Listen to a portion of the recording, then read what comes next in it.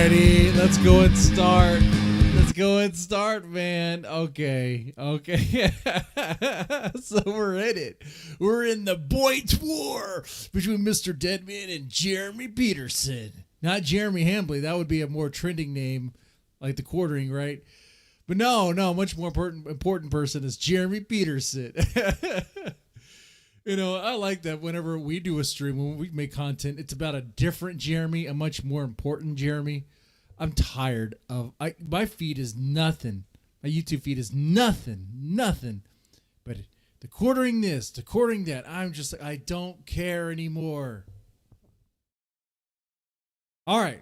So anyway, giving you guys a nice little break there. If it's like anything like me, we're going to get into TPUSA having satanic connections. Well, maybe not. It's very sensationalized. The thumbnail's quite good. The intro was quite dramatic, right? Oh man, if I only if I had a costume, right? A devil mask and a hood. I have those things, but I have the hood. My soon-to-be ex-wife has the devil mask. It's in the divorce papers, okay? So anyway, so Jeremy Peterson tried to take my job. He's still trying. He can't run OBS, and his stream yesterday sucked. It was horrible. He has Monty paying him, which is great because, you know, she's a great judge of quality, right? Yeah, she really knows how to pick him, right? Anyway, well, there's that. But there's also some black on black crime going on, stream drama, crime stuff. John Galt has been doing some stuff. It interests me because it's wild and crazy. It's kind of weird to kind of lock out a tenant because of some petty grudge or whatever. That's the gist I got from it, but we'll get into that as well. What else? What else happens? Pretty much there. So we got to get into that. TPUSA having some sort of satanic connection there. Maybe. But we're going to let that sit for a little bit. How we doing, chat? How's it going? Restreaming this? Okay, that's cool, man. Someone been watching Candace? Hell yeah, dude. Candace is my girl, dude. Absolutely. Monty's just a non-factor as Jeremy. Yeah. You know what, though? It might, piss off, I guess, my e-girlfriends, if you will. There's no other language. E-girls that are friends, not e-girlfriends, to, outdo them. I saw it. Monty gave 5 gifted donations. Okay. Monty, why don't you just give him 1,000? Just give Jeremy $1,000. Donate to 500 super chats in a row. I think she could do that, right? She's a big baller enough. That'll be something. Then you would definitely have a huge win right there. While it's on the topic, let's look at that real fast. Let's look at this. So this is a Jeremy stream. So Jeremy got the laptop. You know, the laptop that Play of Wings gifted him, but he totally didn't care about it. Didn't value the gift, and was a huge FU to Play of Wings. And he got it, and this is the quality of the streams we're getting. Okay, let's take a look. Okay, I do like that he's outside. I will say that. I will try to be objective as possible. He's outside, something I cannot do, right? I can't just go stream outside. I don't have a laptop. I have a tower, you know? I can't take don't be jelly dead me. I'm super jelly, dude. I'm super jelly. Okay.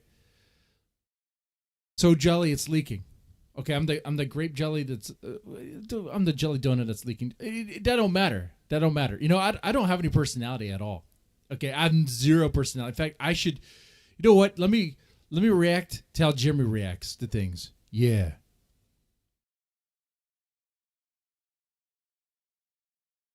Yeah. Ooh, what is that? A blue sky? Yeah. That was even more commentary than Jeremy would give. I want to see what Jeremy commentary looks like, actually. Let's speed this up. 1.5 speed. There we go. We got the wind. Oh no, this is gonna be bad. Gamer? What's up, gamer? Deadman went live a little early, so I'm improvising here. Deadman. I went live early, right? Am I cheating? Not playing by the rules? Okay. Okay. Yeah. Yeah, that's exactly what happened there. Deadman, you've got the personality of like a 12-year-old boy. Oh, I'm sorry, Jeremy. I can't hear you over all that wind. What did you say? I had no idea what he said there. I think he said I had really great personality. What's up, gamer Sam, George Lucas, Presley, Michael, Snowfire, Lala? How you doing? Gotta get it done, Chad Raker. Cool. What are you doing, guys? Taking over. You're gonna stream from a Cracker Barrel? But I foiled the plan. I wasn't even trying to foil the plan. I was just like, I got nothing better to do right now. I'm gonna just go ahead and stream right now. Shit. I even have the kids this week. I said I was gonna stream when I have the kids. Looks like I'm making up to them on Saturday. Saturday will be game night for real.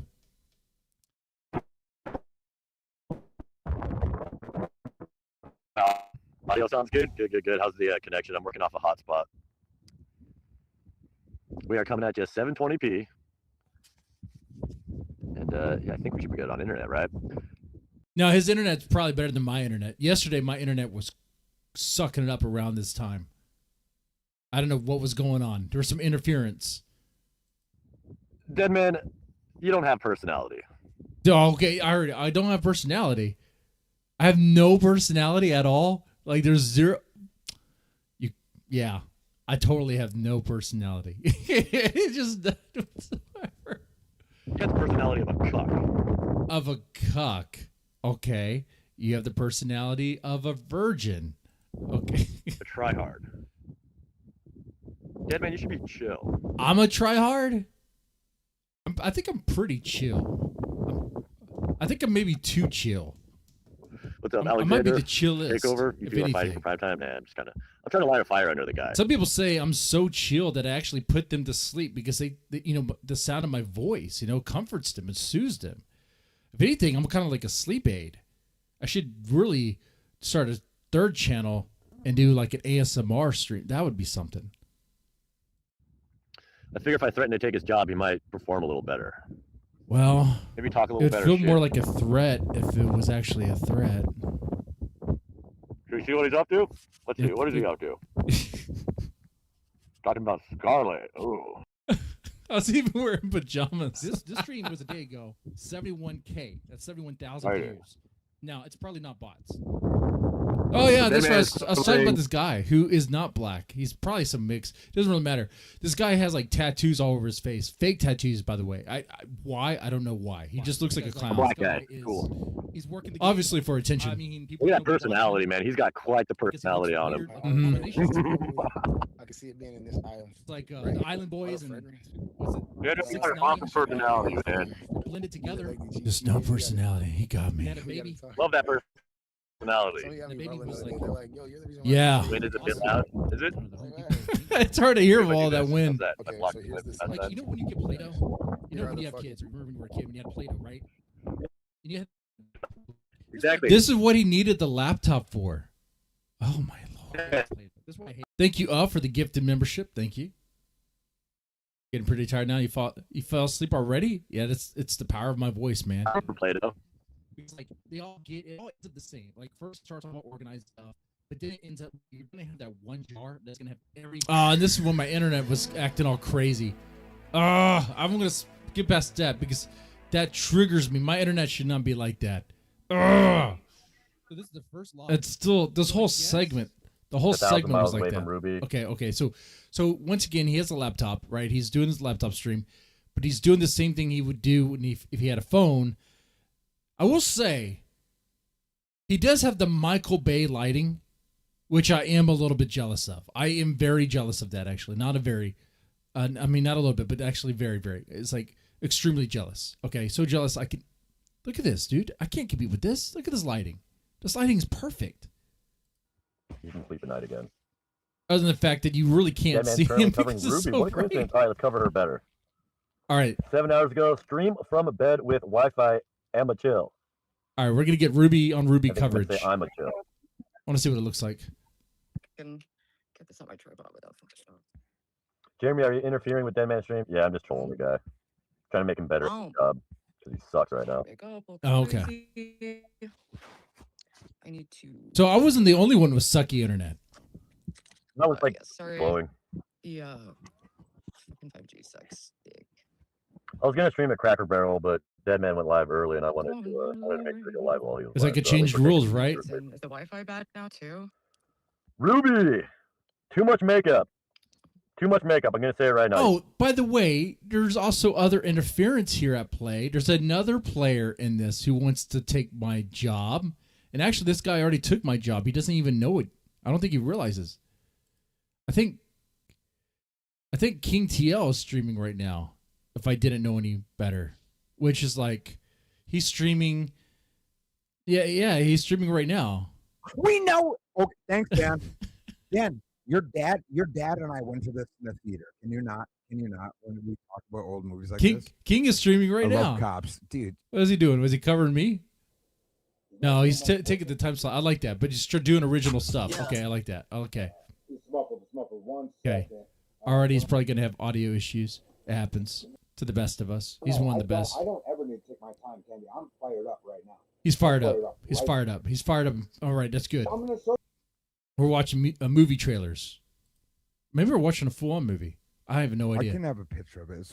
It's the like my bedside TV like had crispy. It had like a frosted flakes. We're good. Like we're good. We're good on that. We're good. I really need to focus on Jeremy showing me how to cover Ruby. I want to know what Jeremy's commentary on Ruby's like. You got way too much makeup on, babe. That's too much makeup. Hurricane, yeah, Hurricane's a really good streamer. There, roasted. It's time for some Red Bull. I just wanted to say. Damn, that's gigantic can of Red Bull. That's like the biggest one they have, man. I don't know why it's like that, but. Does she need all that? There's definitely like ways that I walk that are like much more. Don't offer any commentary. Is what I'm getting from Jeremy. Jeremy's just like. I'm in a group text with OPC, Grace, and who I think is Terry. Terry, is that you texting? Terry, is that you, buddy? Okay. Tell me that's you. I don't have your number saved. I mean, Jeremy has to do this because right now Ruby's not really doing a whole lot. There's not really much to comment on. Yeah, nigga, I didn't know it was you. Anyways, check this out. Yes, I did see Grace's. She's like looking for something. Actually, she's lost. She lost something. Green slime she can't underwear. find it in her messy room. I would pay at least $300 for those. Terry, how much did you pay for those? OPC sent me a picture of dead raccoon. Okay. Are we back? And I was going to turn into a hat. Fantastic. OPC, you should turn that into a hat. So OPC Don is going to give him a dead raccoon so that he could turn into a hat. And Jeremy already immediately says, OPC Don, you should turn into a hat. You should do the work for me because he can't do anything. He can barely do this. Hopefully there's nothing serious going on. And a picture of the windsurfer. Alpha. Hell yeah, dude. Okay. Great. Next time. Next time. It's always like that. Next time, Jeremy. I take him for free. It's a big CME. It's always the next time. A CME? I know there's like extreme weather events everywhere, like record-breaking extreme weather. RK, the 20-ounce Red Bull got you through full-time in school? 20-ounce Red Bulls, not so much, but I used to chug 5-hour energies between shifts when I was working doubles and triples when I was working at the psych ward. I promise I was working there, not a patient there, but I kind of felt like one. And you know why I was doing that, by the way? You know why? To raise money. Raise money for what? To pay for a wedding. Pay for a wedding that did what? Yeah.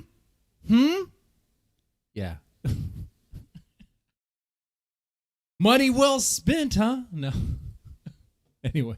I'm going to just troll Deadman into being a better streamer, since he's the only guy that really...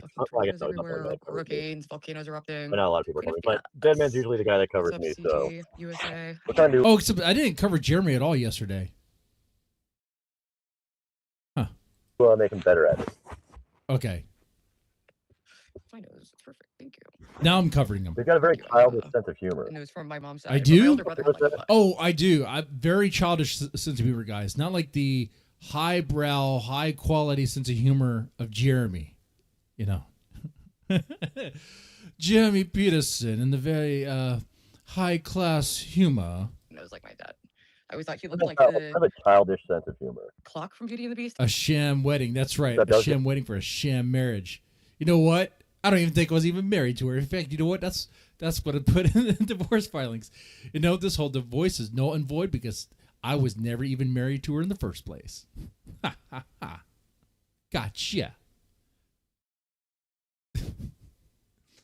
No, that's what you say. That's how you conduct yourself if you want things to go poorly. I want things to go well. So I'm actually going to stop talking about that topic. All right, we're good. I mean, there are no single Mormon women. Believe me, I'm not looking for a Mormon chick. Terry says, it's funny because Grace is in that group chat too. I noticed. Well, she's not in the chat. She didn't respond. It would have been really funny if she like responded to your pictures and actually sent. But yeah, no, that is funny. Terry, is she mad that you sent those? It's pretty gross. Riveting commentary And I about look the like a topic here, candle. but he's engaging in his community. That's good. In this little chatting circle. That's good. Not as gross as Ruby. Ruby, what's That's the makeup? Oh, back up. We're getting makeup commentary from Jeremy? Ruby, what's That's the makeup? I'm not gay, but I'm pretty sure I can put on lipstick better than Ruby can. He says he's not gay, but he's pretty sure he can put lipstick on better than Ruby can. Now, if you have to preface what you're going to say with you're not gay, you're probably gay. The other thing is, what? Jeremy coming out as a bit of a metrosexual was not something I had on my bingo card here. I don't even have one. I should really. Hey, but I'm pretty sure I can put on lipstick better than Ruby can. Anybody else? Damius Octavius could donate to him so that he could show us and prove to us. I think Damius Octavius could put his money to good use to motivate Jeremy to demonstrate how to put on lipstick. Goodbye horses? That's right. Oh, yeah. Donate $50 to the guy for him to reenact the whole like goodbye horses scene. The entire thing. Yeah. Absolutely. I would do it for like 200. The whole scene.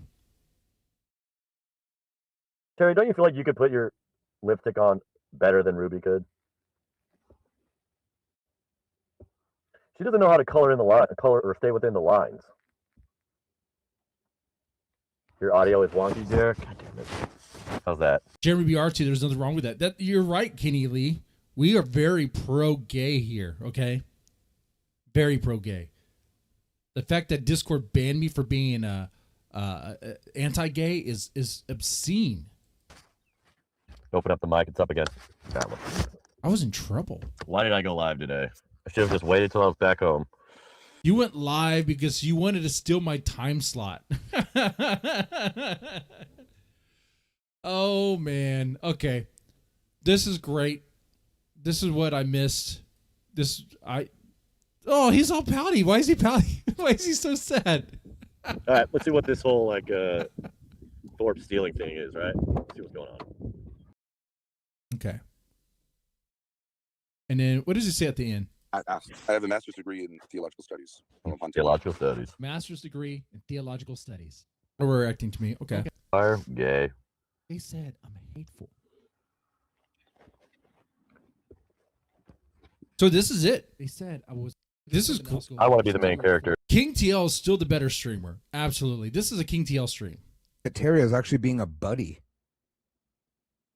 You know what I mean? And then he's like talking shit the whole time. It's like, Terry, come on the fuck on.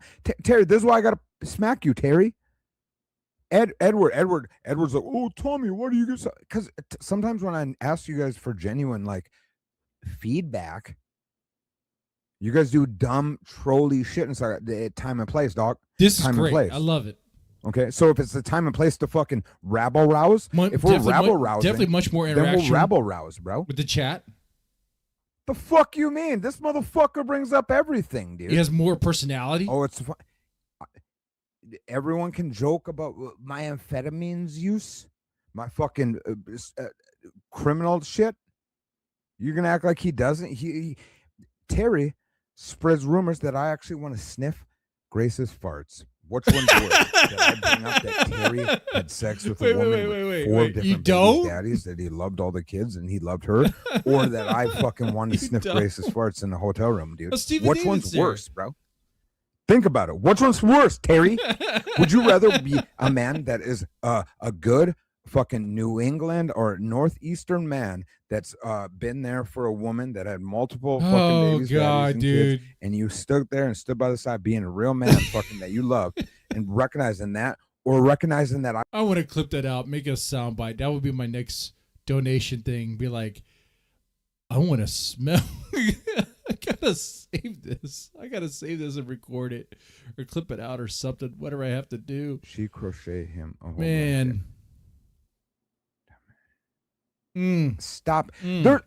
Okay, guys. Okay, I'm done with the whole. Do you guys want to know what happened with the dead man thing? Yeah, what happened with the and dead everybody man don't go fucking harass the chick, because obviously she made the right decision.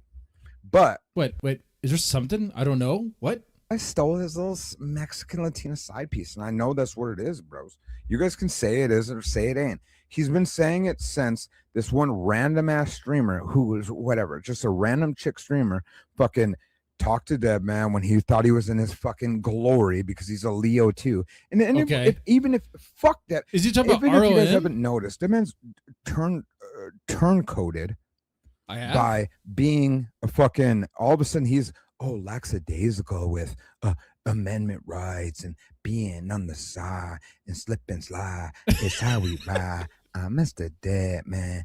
That's it. That's exactly what it is, dude. Holy shit. I got to clean my sheets because she squirted on the ground. Hey, man, I don't even frown. Big inside. We're gonna get her. See, Jeremy and I cannot compete with this. We can't. He took my Facebook lady. I think he means RLM. He took my Cuban lady. I go, no. He speaks Spanish? I tried to tell him on the weekend. Did he go to the Cuban party? He went to the Cuban party. You're sounding crazy. Don't bring up that you're some ladies' man now. We're 50, dude. We're the same age. And wait. And I'm asking. Wait. I might have got super fat, but I'm fucking super charismatic. My Cuban girl? I'm the bee's knees. You know what I mean? You know what I mean, Bert? I got the fucking name. I got the name that will light the town up. I got the gift. I got the whole thing. Okay? And I'm go to the Cuban as old as him. And I go, I don't even want to go out there, dude. What are you doing? Oh my God. Find yourself. He stole my Find Cuban yourself girl. a little bit. He went to the party. I'm still trying to find myself. No, Is it because good. maybe I live in a part of the country where it's like, what? It doesn't matter. But it's like King's not even reading his the way chat you right talk now. Sounds crazy, man. I'm never gonna talk about getting Red Wings ever. Dogs, y'all missed that talk. R5 and I did that when we were kids. We had that talk together. Yeah, for sure. You got Red Wings when you were kids? Yeah. With what? Your babysitter? Fuck, man. Fucking. Some people bang the same. Please say it's your babysitter. Any other option would probably be pretty bad. Spark the period. The next guy eats the pussy to fucking. We didn't know. How we didn't know? How we know? Okay. That's a bit gross. How come I don't go live on Kick? I do if I'm going to watch something that's copyrighted. We're sharing and always talking this parenting shit. You don't got to remind that you have a daughter or you have kids. You don't. Why? Why remind? What's the point? We get it. No. Because I had to take a break for parenting stuff. I had to tell them it's time to turn off the screens, and they listen. So there's that. When a person like Ethan Ralph shows up, he goes like this. Oh, more like you fucking on all them amphetamines and do. To where then the person goes, "What am I getting interrogated? You pussy cop." He goes, "Well, I'm not a cop. I'm not a cop. No, you are. You know what? You're being judgmental on a prick, dude. I was not being judging at all. What was Ethan Ralph? If anything, I was trying to tell him he was not understanding. No one, I don't think, could compete with you on that level. Like if if King were to say he wants to do like a pill stream style stream and take Xanax and drink at the same time, I think we would all say, you're insane. You're going to die. Don't do that. But Ralph is able to do that like several times a month. Several times a week, actually, the way this works. So the fact that he's still alive is actually very surprising. He might actually have some like good genes, like good redneck genes that are just like resistant to dying. It is quite remarkable. He has like those, like the sort of stuff that Ethan Ralph does, sort of stuff like you'd imagine like a rock star would do, right? Like the amount of drugs in the system with alcohol at the same time. And he's still around.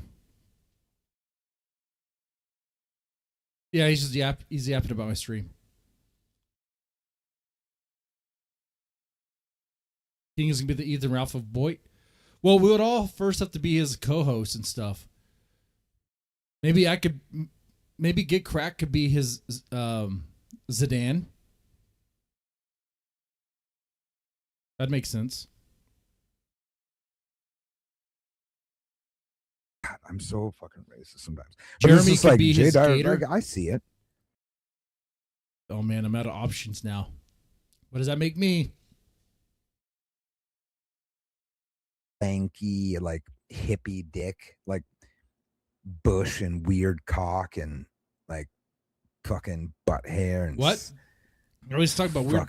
What is he talking about now? Rusted root plan. I don't know. What is he talking about?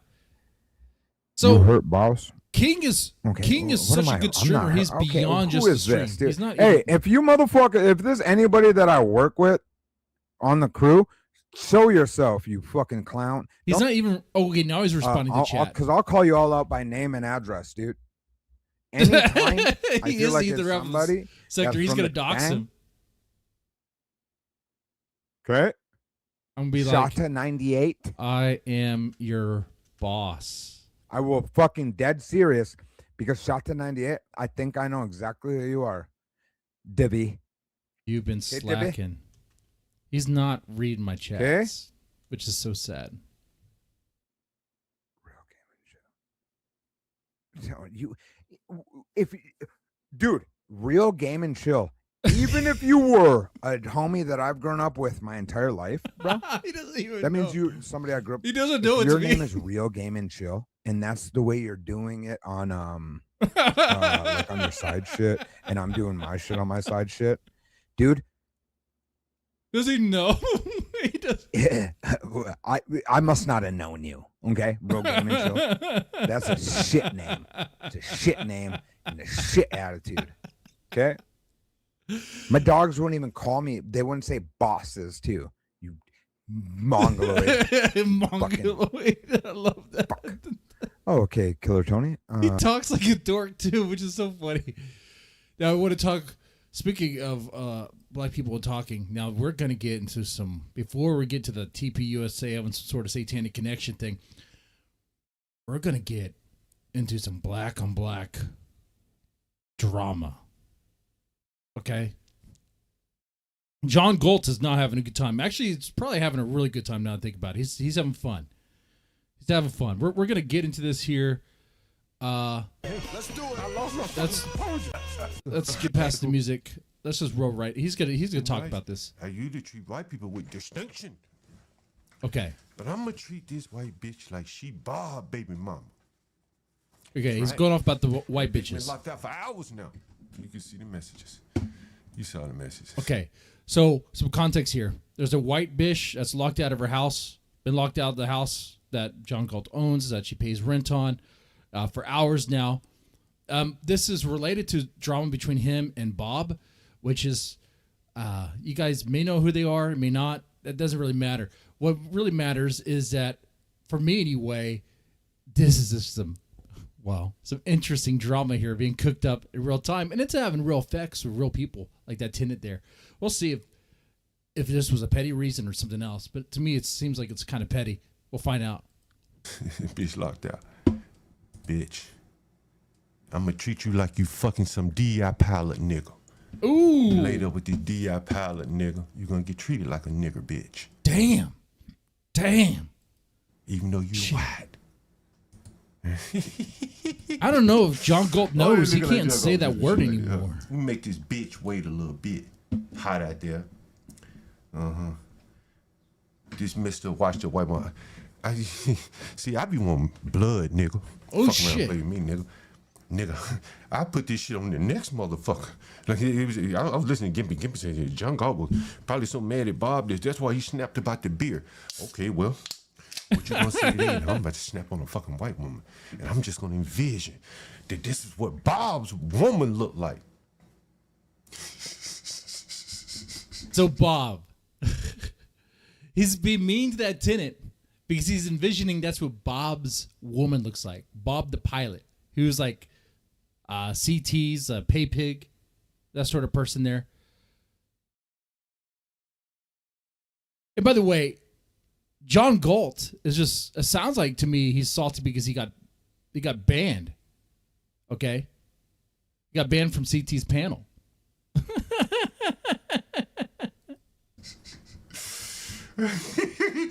We're gonna let this bitch stay outside for a little bit though. Huh? I'm gonna call the police and tease them niggas for a little bit. Shout tease them. Oh shit. Okay. The fucking policeman calling me the black ass fucking DI police motherfucker. Where's my phone? I told him, I said, hey man, you call me one more motherfucking time, I swear for God I won't call your black ass back. Call me again. And I cussed him out. I said, nigga, he's gonna call me. I said, oh, you the language police now, motherfucker? Is that what you are, motherfucker? Apologize. And tell me you're not the fucking language police, or I never answer this fucking phone call again and leave this Bob white bitch outside. Trust me on that. Trust me. Where's my motherfucker? You gotta find his phone. He's pissed. He make some calls. We better call these motherfucking punk ass police. He's calling the police. Want This about is Bob's some wife. shit up. Bob's Is he an who used a alcoholic? white woman. I'm not one to judge. I'm an alcoholic myself, right? Yeah, probably is. This is Bob used a white But woman. is always like Galt, drunk? lending a hand to. Perpetually drunk. Always drunk. Oh, watch your white woman. Kind of like what Bob did in real life. Envision this is Bob's bull mammy of a white woman. You watch them nigga. I'm gonna call the police. Is he drinking on Miller High Life? They look like a Miller High Life right there, right? And I'm The champagne of bitch beers. around a little bit because of that buck she done took up with. See, I'm assuming that she takes up with a buck ass, weak ass buck nigga like Bob. I will say his joint looks lacking as fuck. It's only halfway filled. What the hell? And it's a cone too. Just stuff it all the way to the end. Why are we slacking? Why are we doing half a job there, John Galt? Where's your weed money? You got weed money? These niggas have been running their mouth all day. I heard them all day. But I will get my shit, right? Mm-hmm. Imagine, Bob, I know you're listening because ain't nothing going on your channel. This could be your white bitch, nigga. Could be your, well, you know I be children if you had children. It's gonna make her So I ain't backing up off because your of good goddamn white, punk ass, weak ass nigga. I ain't backing up. Fuck that. You asking me to apologize, get on my knees for that nigga? Amazing. shit, dude. For this weak ass nigga. And I'm about to walk down. I Let thought me it was a just set the straw. rules again. No, that's not a straw. I'm just gonna name names just so we be very, very clear. That's a cone of all And American when see that tobacco. clip, I told CT last night, I said, these blacks ain't doing nothing but bear hugging you, bro. You're gonna have the blacks who defy, the American man, the Sirs, all these other niggas, they just bear hugging you, trying to drag you back to the middle, bro. This is not about me. This is about be brave. Trust Be me. brave. It's not about me, bro. Okay. once I realized that, I'm like, okay, now it all makes sense. So now I just got to put some pressure on it. And so I was just listening to CT today, and I swear I heard B. Braid's name damn near as much as mine. And Now, again, no, you're thinking the same thing. I want to get to the phone call. Let's get to the phone call. Come on. Oh, he lights it up. Let's go. Wait, actually, let's back up. Let's see those messages. When I get ready. Huh?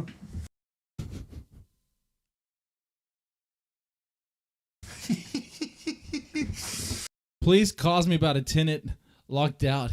He was black. I lost my composure. I call you a black ass when I get ready. For a little bit. I'm like, nigga, who the fuck was you talking to? You call me trying to check me on my goddamn link. Who the fuck you think you talking to? But I'm not sorry. Him mad is just funny to me. Think you were talking to when you call me trying to check me on my motherfucking language? You black ass DEI cop. I don't respect no DEI cops, cop? collars, any DEI niggas. They all DEI to me. Let's call this black ass. Let's call him. Let's call him. Okay. Disavow, by the way. Look, fuck Disavow. him. You shouldn't be playing games with your tenants. Got us taking seizure meds. Get drug high. Yeah, I don't think you can drink with taking those seizure meds. I'm not sure if that works.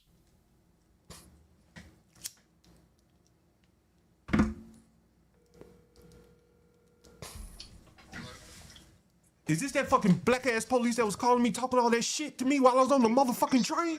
Wait, hold on. I cannot understand a word you're saying. Is this that black ass fucking police officer that called me talking all that motherfucking shit to me on that train? Huh? I can't. Are you that motherfucking DEI black ass police officer? Noisy, I can't hear you. 1 second.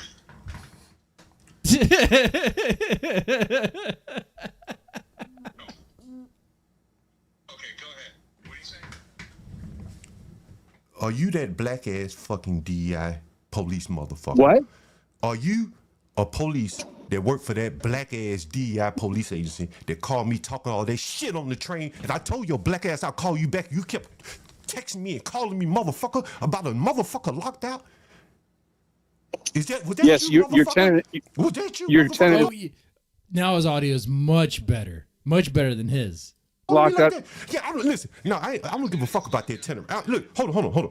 I don't give a fuck about that tenant right now. But I don't give a fuck about her right now. I called to check you right now. We get to that bitch later, right? Like, I don't know who the fuck you think you work for, but you work for a pack of niggers.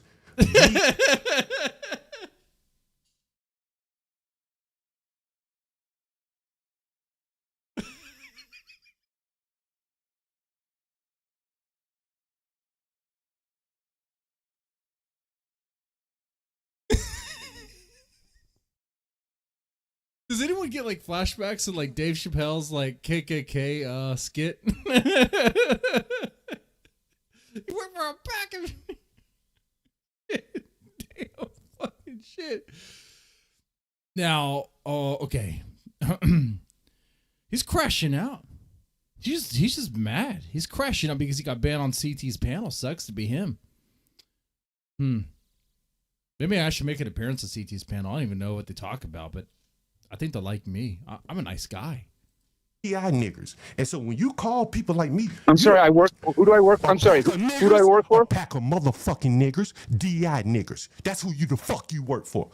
So when you call a nigga like me, you better call me with motherfucking respect. Because when I hear DC police, I think it's some black ass, fat, wig head, motherfucking fat ass DI nigger. That's what I thought. This is what your slumlord, slumlord landlord does all day.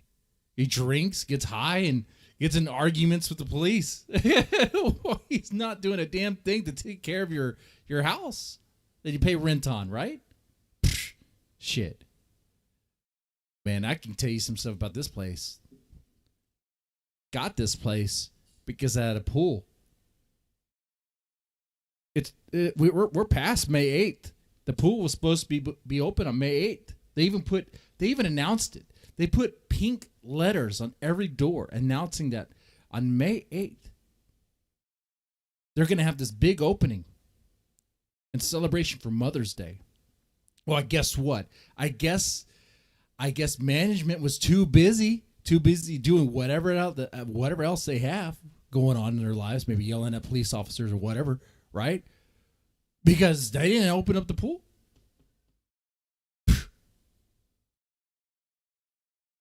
That's who I think I'm talking to when I hear some DEI police nigger call me. Talking all out of turn like you some motherfucking cowboy or something. Huh? Got it. Yeah. What are we gonna? Do you want to apologize for the way you were fucking talking to me? Well, I was talking to you with my body worn camera on, so it's all recorded, and I think if a review of the footage would indicate that I was talking to you. But listen, what I'm trying to tell you is, you work for a nigger ass organization. Don't you realize? You sound like you white. You sound like you white. Are you white? Sir, my race has nothing to do with this. Okay, well, the race of the niggas that you work for got something to do with it then. How about that? Okay, what are we going to do about your tenant who's locked out of her apartment? What are we going to do about this poor white woman locked out of the apartment that you're making suffer because you think that's the envisionment, that's the image of what Bob's raggedy ass white woman would look like, right?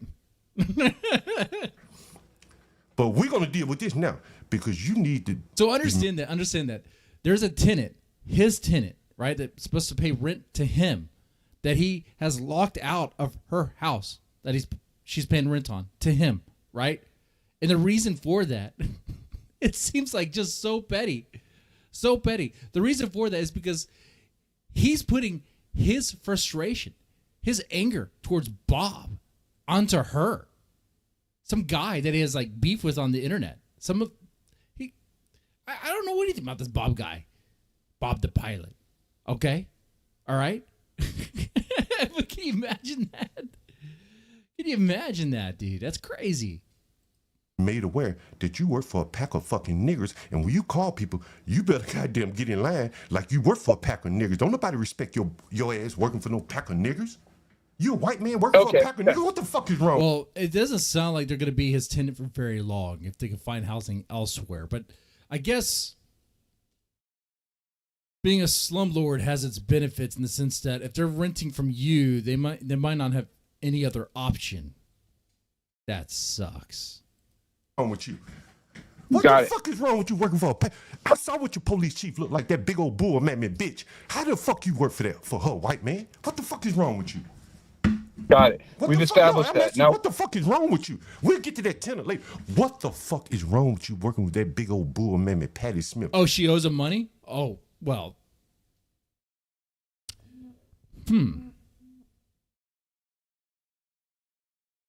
Well, that maybe he will get into that. If she owes him money, well, then she gets what she deserves, doesn't she? Absolutely. But then again, tenants do have rights. There's that thing. You know. It's a whole thing. Especially in the DC area. I don't think you can just lock them out. Like, how late would a tenant have to be for you to get them evicted? How did you do that? How did you cuck yourself and lower yourself to work for that black ass bitch? She's not the police chief. Were you on the force when that bitch was the police chief? I do not accept that you called my boss that word. I thought she was the police chief. I do not accept that you called my former boss that word. Who's the big old bull nigger police chief now? Who is the Sir, bull, I'm not gonna, who is the sir. bull of the clock they got as the police chief now? Huh? What do you think about the team takeover? Nigga, since you got so much heat from me, this white bitch, Sir. what do you think about the team takeover? Motherfucker, don't call me talking that shit to me on no train like you some kind of fucking final boss nigga. Final boss.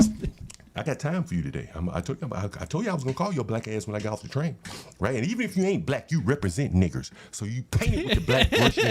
Let's get to the tenant part. Huh? You know what I'm saying there? Let's get to that.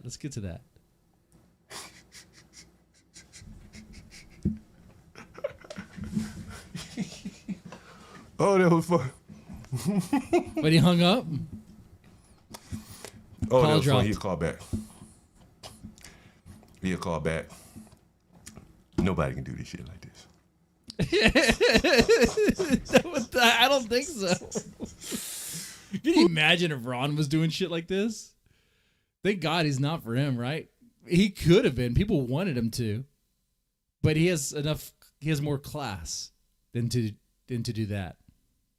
Oh, I'm having too much fun here. Oh, I just having too much fun.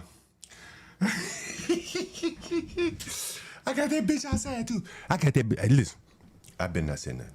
Right, Doug? Jeremy had a sweet gig. All he had to do was work for John Galt and harass the tenants. All he had to do was do his dirty work. I better not say. Yeah, we're gonna get to these niggers. Like, while we waiting on these fucking police call back, we're gonna get to these fucking niggers. Damn. I'm about to roll call these. It says it was bitches. so hatred, so much hatred in his heart. They black ass, right? They weren't doing nothing but serving meals in the like military. he's saying it in the racist so we get that way. black ass out of here. Roll call, black suit to five. Get that black ass DI motherfucker out of here. Get him out. If you see him, get him out. He knows he's black, right? American man. If you see him, get him out of here, right? Who's the other niggas? Ivan. You see that nigga? Get him the fuck out of here. Who the other niggas? Just name one. But I don't give a fuck if you're right. He's calling everybody out that turned on him. Okay. If you put one on today, All right, any day, let's see. He gets in this channel. I want to see if he gets on the phone again. In this sense, this is a white man taking away a nigga of highest financial status power. Think about that shit. Bob wants to attack Brave hard. But now he's getting to the drama. What really triggered him about this whole thing. We're gonna get a little bit of this to understand why he's so angry and channeling his rage on this woman. It wasn't. I guess she wasn't paying rent. That's what one chatter said. I'm not sure how behind she was, but anyway. But Brave won't give him a chance. Every time Brave come up there, or Bob come up there, Brave get the fuck out of there. Exit stage left. Bob doesn't get a chance to do his little voodoo act that he did yesterday, get all out of character, and have CT to protect him. See, what he did was made CT look bad. He's been the person he invests in. He made him look bad by doing that shit. He wanted to do it to Brave, but Brave just would never allow him to do it. I ain't know the nigga had a problem with me, so he ended up getting his get back at Brave by doing it with me. He had to do it. This was not about me. It was about Brave. Anybody still thinking this about me, they clearly deluded. How many times was Brave mentioned by them low IQ? Oh, I forgot one nigger, CKJ3. See, the problem I got with your Black Suitify. Black Suitify. And he hasn't really said it here, but he's mad because he was banned off of CT's panel. Okay. That's what triggered him. Okay, let's see if he gets back in the phone call here. Or if he talks about the tenant. I want to know about her story. And Sir and the retard E Deep and all them other motherfuckers. We're gonna skip ahead. Your black ass over to Sharon Bracey, Fatty, okay. Izzy Band. Anybody that's live, that ain't gonna give you the agitation that I do. Right? Cool. Right now, we're in the process of rescuing a white woman. I think it's Bob's baby mama. I think it's Bob's old lady. We got a white woman stranded. Can't get in the fucking house. Oh, bull man-ish looking white woman. You've seen her on the channel. So we're going to see, right? I'm going to treat her like I think she's Bob's old lady. He's going to treat the tenant like it's Bob's old lady, dude. Right? This is your old lady, Bob. Putting the welts on your back for Be Brave, nigga. See, Be Brave still want to maintain good relationship with CT. I understood. He's an older man. Nothing to do during the day. CT gives him a lot of mental stimulation and shit like that. So, again, he's another guy that has, CT's best interest at heart. Even if it's a self-interest, it's in the benefit of CT. Let's Be Brave. I know. I talk to him every day. But Bob, he's not that way. He's not, huh? It's something, and this is really not about him in this case. This is about blacks and their hatred for white people. What about blacks and their hatred for blacks? What I'm seeing here. Unbeknownst to himself, I don't even think he knew it. He proved a very valuable point about blacks. That as much as they talk about money, they still know that they niggers. Right? They still know. Right? That's what explains something like this. I get more juice in your white community than you get. What are you talking about? Yeah. That's Izzy Band. Talking about he get more juice. And he's talking about Be Brave. That's the crazy shit. He's telling All right, we're gonna skip ahead, see if he gets on another phone call again, because that I'm so curious about, dude. Like he has a long ass stream too. It can go on forever. Let's go right here. Let's see. That's what stumped our ass. I said, you looks like he's losing steam. Superseded your rent. He reacts to some things. Put it in layman's terms for me. That there was something more important than your fucking rent. Just tell me. Let's go right here. I'm pressing him. No. I'm making life harder for him. He got tomorrow morning. He gonna wake up like, damn, like I do work for Bull Mammoths and. Okay, we're gonna table this. We're gonna table this right now. We're about time. It's time to get into the heart of the matter here. So the satanic connection with TPUSA, as the thumbnail there is suggesting, is there one? I don't know. Michael Aquino. Do you guys know anything about him? I'm learning something here today. Okay. A bit of an educational segment.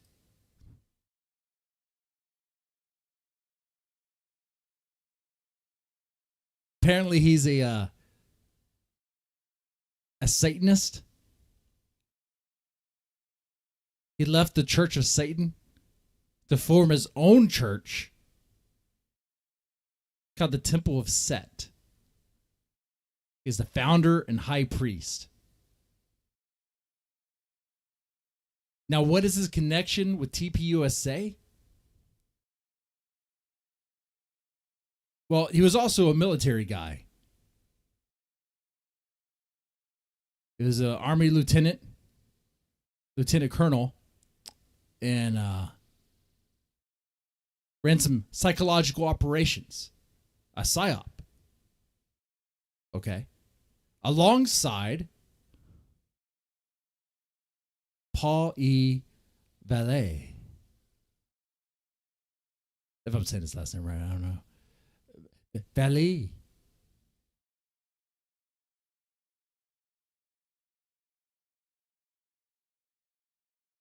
And that guy was the advisor for TPUSA back in the day. So anyway, there is that. That's what I know of on the surface anyway. Let's learn a little bit about this Michael guy. That's what I want to know. Okay, that's what I want to get into. Let's do it. Conspiracy? Maybe. Let's find out.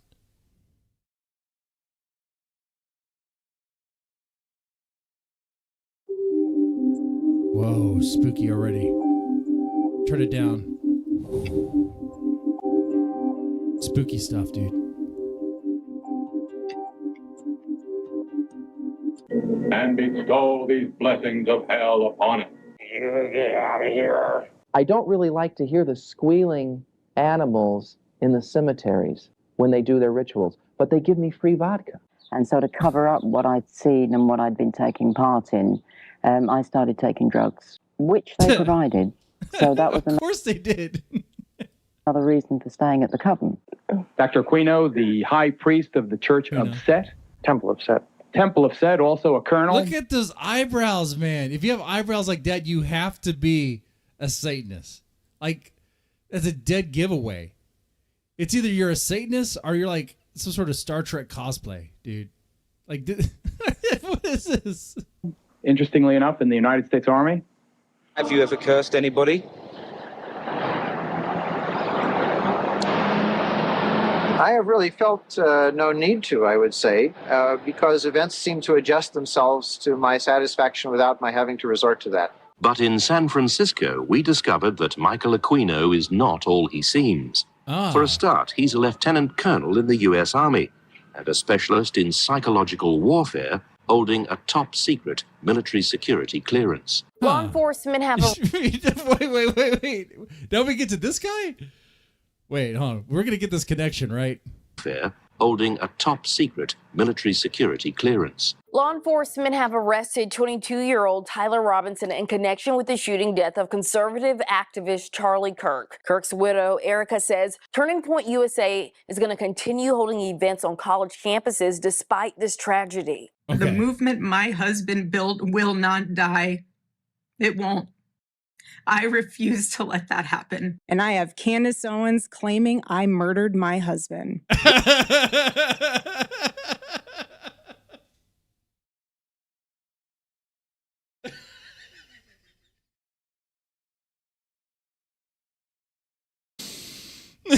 Yes, you do. Yes, you do. There's some theories about that. Some interesting theories. I don't know. I'm just, whatever you guys want to think, you can think. I'm not gonna tell you what to believe there. Want ads for dead bodies. Wait, back up. This is the connection. Okay, hold on. Candace Owens claiming I murdered my husband. Want ads for dead bodies. Articles advocating sacrificial murder. And is the platform for Michael Aquino's new British recruiting drive. But we have a copy of the police report, recruiting drive. Okay. and the child appears to have identified you. That's not true. Mr. Bray, we'd like to talk to you about the business you conduct and about the kinds of activities you promote.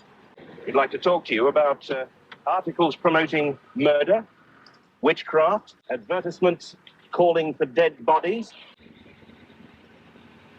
What a pathetic He's not gonna comment. display.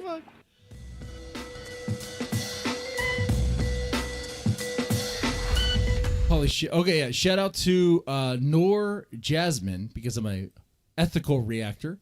Okay. Pay respects to her channel if you want to. I'm going to go ahead and do that because she made this thing. I'm merely just reacting to it. Want to become informed about this. See what happens. Today, I want to talk about Michael Aquino. I like the tinfoil hat. Great touch. I don't know if she always does this.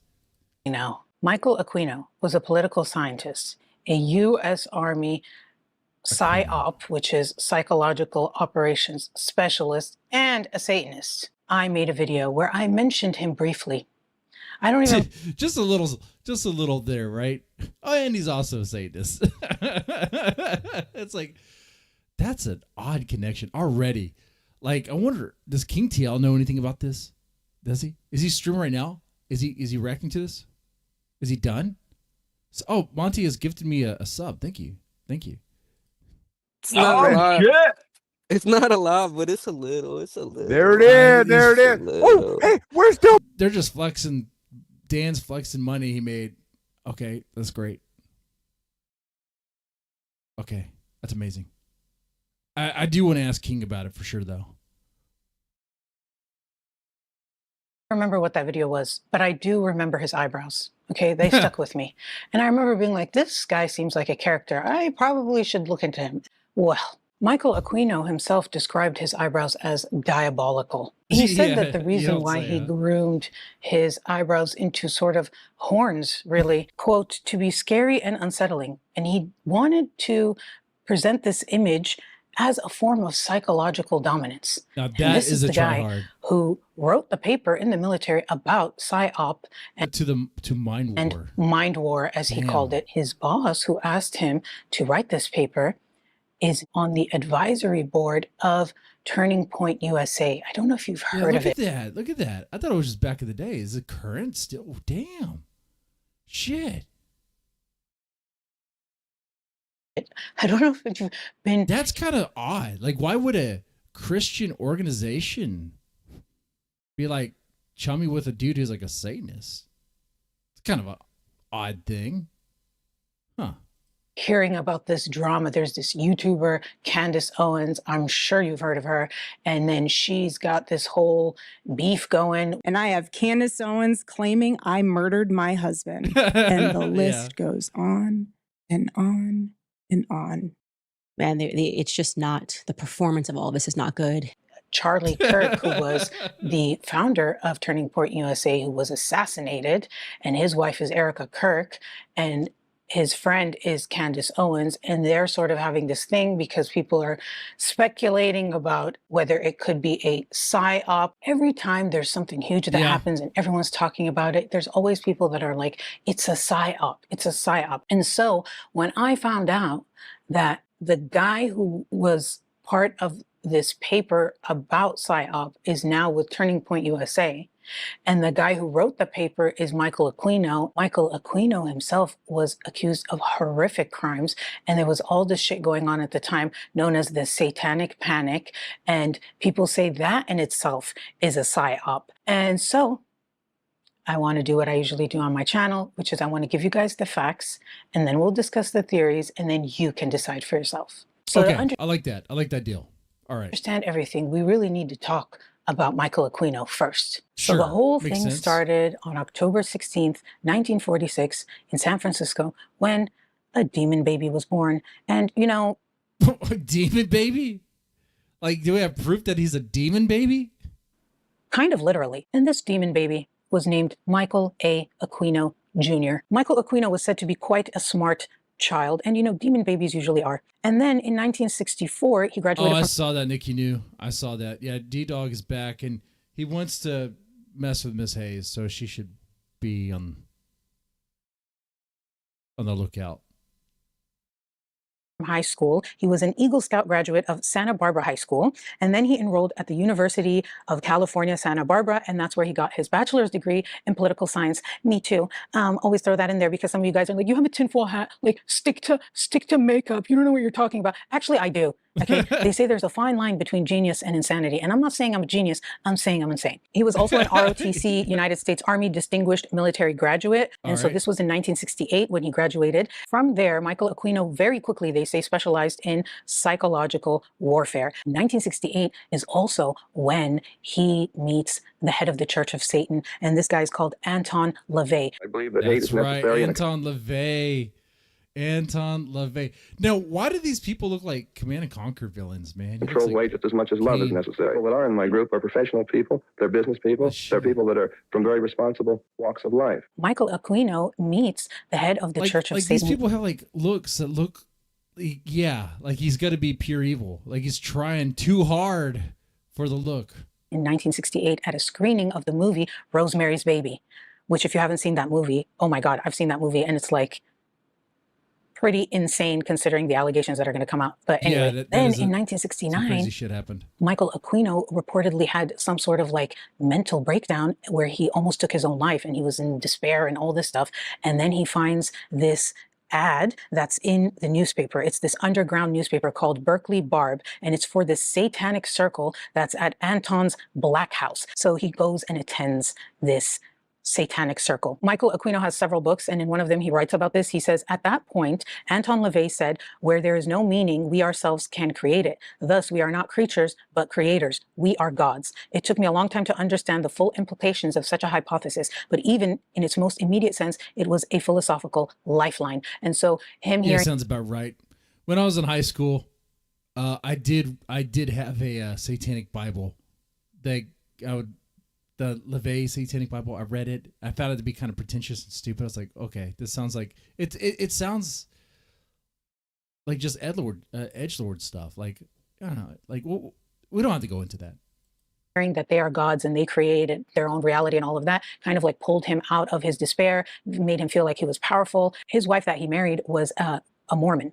And so after this, he decides, okay, I'm going to live. And then they go back to Fort Bragg and they decide, you know what, we want to join the Church of Satan. So they send their like applications and Anton LaVey accepts them and they are now part of the Church of Satan. Shortly after that, in 1970 is when Michael Aquino goes to Vietnam and he talks about what he did in Vietnam. This is what he said. He said that they did experiments to disorient Viet Cong and North Vietnamese soldiers by using amplified sounds, sometimes complete with demonic screams blaring from helicopters flying over their heads. He says, I had taken with me a copy of John Milton's epic, Paradise Lost, which I considered then, as now, one of the most exalted... Dude, that shit is fucking real too.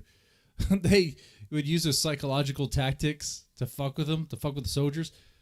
Now, how well did that work? Because, I mean, you know, we ended up losing that one. Guess it didn't work all that well.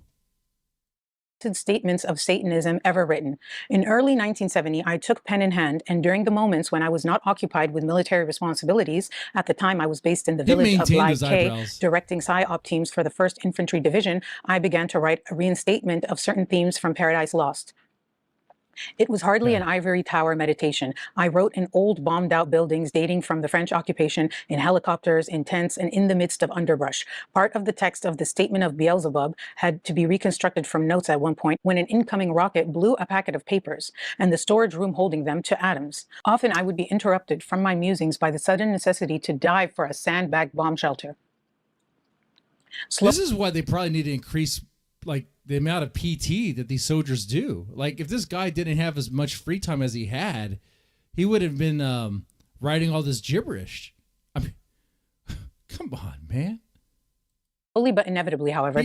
So this guy is in the military. He's in Vietnam, right? He's under fire, but he's more focused on the message of Beelzebub, Lord of Flies. Okay. All right. That's rich. The manuscript crept towards completion. I say inevitably because I began to develop a most peculiar feeling about it. As I wrote the sequential passages, I seemed to sense, rather than determine, what they should say. And if I penned words or phrases that didn't fit, I would experience continual irritation and impatience until I had replaced them with the correct combination. It was as though the text had a life of its own. Basically, he was like alluding to the fact that, maybe it was like a revelation from the devil himself, the Prince of Darkness, as he calls him.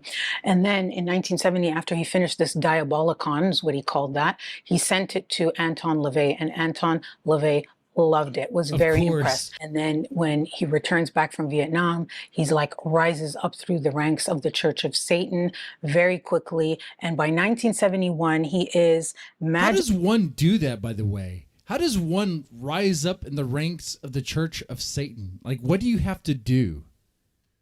You have to like sacrifice goats, chickens, or are we doing other things?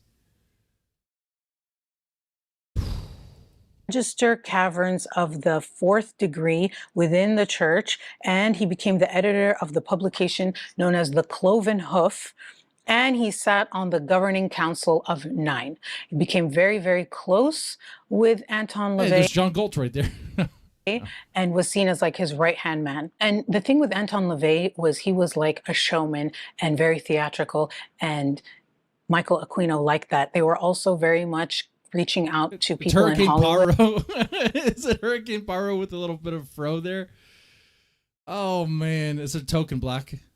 Like Sammy Davis Jr., apparently it was Michael Aquino who brought him in. He joined Jane Mansfield. And at the time, it was kind of like seen as this cool, edgy thing in Hollywood to be part of the Church of Satan, because you would get this card and they were like, basically, celebrities were joining just to get the membership card, and then I totally didn't recognize him. Totally did not recognize him at all. Damn. I don't know my culture, man. Shit. I couldn't even recognize Samuel Davis Jr. when he was right there. Okay. Flash them at parties being like, look, I'm part of the Church of Satan, and people are like, what? And then you like at the party pull out your... Wait, hold on. I had no idea that Samuel Davis Jr. was a Satanist, or was a cool Satanist. Holy shit. Huh. Did y'all know that? Your membership to Church of Satan. Everyone was like, oh my God, like far out, man. It also gave them publicity and more members, and you would pay if you became a member. There were dues and stuff. And so they really embraced the whole like Hollywood thing. But by 1975, they would actually have a major disagreement on how the church should be operating, because in 1975 is when Michael Aquino found out that Anton LaVey was planning on selling the levels of degrees and initiations. So like, whereas before you would have to be initiated to different degrees to rise up the ranks, like how Michael Aquino did by having some revelation from a book and doing whatever. Now, Anton LaVey was going to just sell them. So the more money you have, you could buy into it. Okay. All right. Our Michael Aquino guy was like, no, not going to do that. He's like the Martin Luther. He's the Martin Luther of like the Satanic Church. Huh. The more you can afford, you could just fast track up your way up in the church. And Michael Aquino disagreed with. What's the point of creating your own church if you can't sell it out, make some money off of it, right? That's kind of the point. that. He was like, I know we're having money issues, I mean, but the Catholic Church did that anyway. Like, this compromises everything we believe in. And so that is when Michael Aquino. Yeah, I mean, no, I'm going to finish that. I mean, the Catholic Church did that shit too with like indulgences. Oh, you could buy your way into heaven. If we can make some money here. I don't think that goes with the teachings of Jesus. Actually, I think it goes opposite. But, what do I know? Point is, though, if you're going to create your religion, create your religious cult, you're going to want to profit off of it. Decided to leave the church. According to Michael Aquino, it was midsummer 1975. Like some midsummer of Sam, this was midsummer of Satan, or Setian, because what happened was he did this ritual to connect with Satan, and not Satan appeared, but Set appeared, and that's the real Satan. And this is what he said. He said that Set told him that he no longer wished to be known by the adulterated Hebrew Satan, but by his proper name Set, which is the Egyptian god of storms and the desert, usurper and murderer of his brother Osiris. Michael Aquino says that Set possessed him, and through this possession and the process of automatic writing, this book was revealed to him, the Book of Coming Forth by Night. And this is a play on this ancient Egyptian text, which was the Book of Coming Forth by Day, also known as the Book of the Dead, which is this book of rituals and spells and like funeral rites that was... Very true, out on a limb. Cults are cool if you're the leader. It comes with many perks. Of course it does. From ancient Egypt, so Aleister Crowley is another like a black magician or whatever you want to call it, occultist. And he wrote this book called the Book of the Law. Weirdo PDF guy. And Michael Aquino was heavily influenced not only by Anton LaVey and the Church of Satan, but also by Aleister Crowley. And so in this new book that Satan was possessing him and writing through it, he basically was like, I gave the revelation to Aleister, then I gave it to Anton, then I gave it to you with the Diabolicon, and now I'm giving you the last and final one. Now the legacy of the priesthood of Set. In the Diabolicon of the age of Satan is recounted the primeval sundering of the cosmos. This is when he says that he's going to create the Temple of Set. This is the Temple of Set.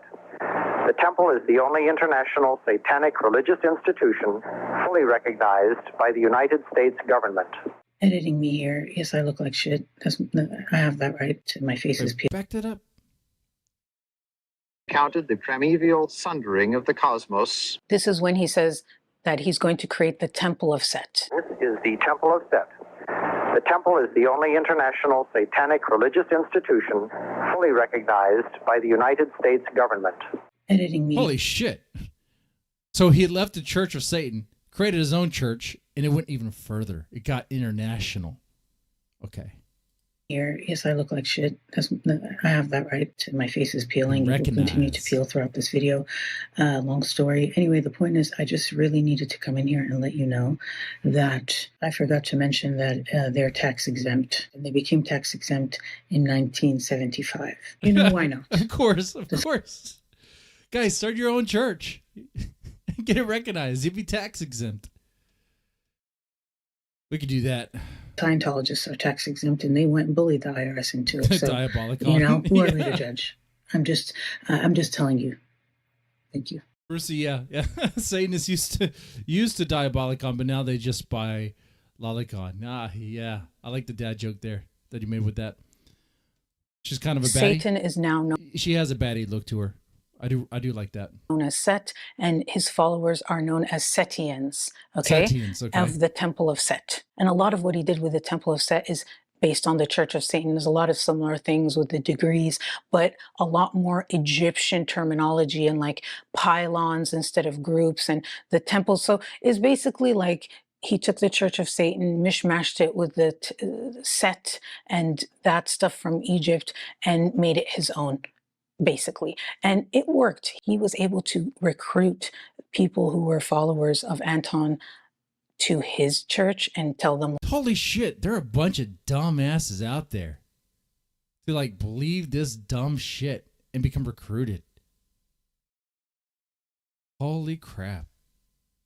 Like that was corrupted and is money hungry and like I'm the real deal now. And so a lot of them came and joined his church, and because he was in the military and stuff, there were other members of the military, and this is where it kind of gets conspiratorial, because the fact that there were military and intelligence people who joined the Temple of Set, it started rumors that like there was a satanic sort of faction of the government that was like using their power and influence to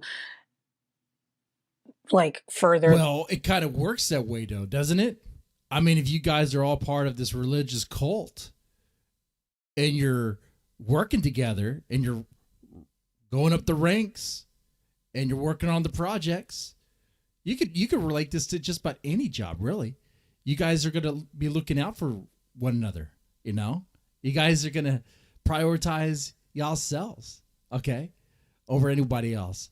And also, like whatever crazy nonsense you believe in is probably going to leak into whatever it is you're working on. Now, these aren't just normal jobs. These are like psychological operations. Huh. Okay. Okay. If you were a Satanist, what would you do if you were like given the keys to do like some sort of psychological operation? I mean, what wouldn't you do? What wouldn't you do, man? Huh? You're running all sorts of little tests. Imagine now too, like with AI and shit you could do. Like, man. The cause of their personal beliefs type shit. According to historians, they say that Michael Aquino had an obsession with getting back at Anton LaVey. So this is the quote. Okay, it says, Aquino displayed an obsession with LaVey after his departure from the church, for instance, by publicly releasing court documents that reflected negatively on his former mentor, among them restraining orders. Of course, it's always like that. They part ways. There's a rivalry. He's going to release some dirt on him. Yeah. Okay. Divorce proceedings, and a bankruptcy filing. He considered himself the greatest black magician of his generation, and in his teachings, he said there were two kinds of magic, white magic and black magic. And he described white magic as, quote, a highly concentrated form of conventional religious ritual, and that it was less difficult and less dangerous than black magic. And then he said black magic, there were two kinds, lesser black magic and greater black magic. And he said that lesser black magic was stage magic, psychodramas, propaganda, and politics. And politics. Backed it up there. Hold on, I want to hear that again. And he said that lesser black magic was stage magic, psychodramas, propaganda, and politics. I don't know. I'm starting to think politics might be greater black magic. And greater black magic was changes in the subjective universe of the magician, allowing them to realize their self in accordance with the principle of Kefir. And it's spelled Zephyr. And that's like his website, which is an Egyptian hieroglyph of a scarab, which means to come into being or self. Kefir sounds like a name of like a Final Fantasy villain. All this sounds like Final Fantasy crap. You got black magic and white magic and different degrees of black magic. It's like, what are we talking about? Based on what? Like, what are you doing? What are we talking about here? We're casting spells? This is real? This is where every normie is under a spell? Maybe that's why I can't see it. I'm under a spell and I can't see that there's magic and stuff. I'm casting a spell on you. You know, maybe there is magic.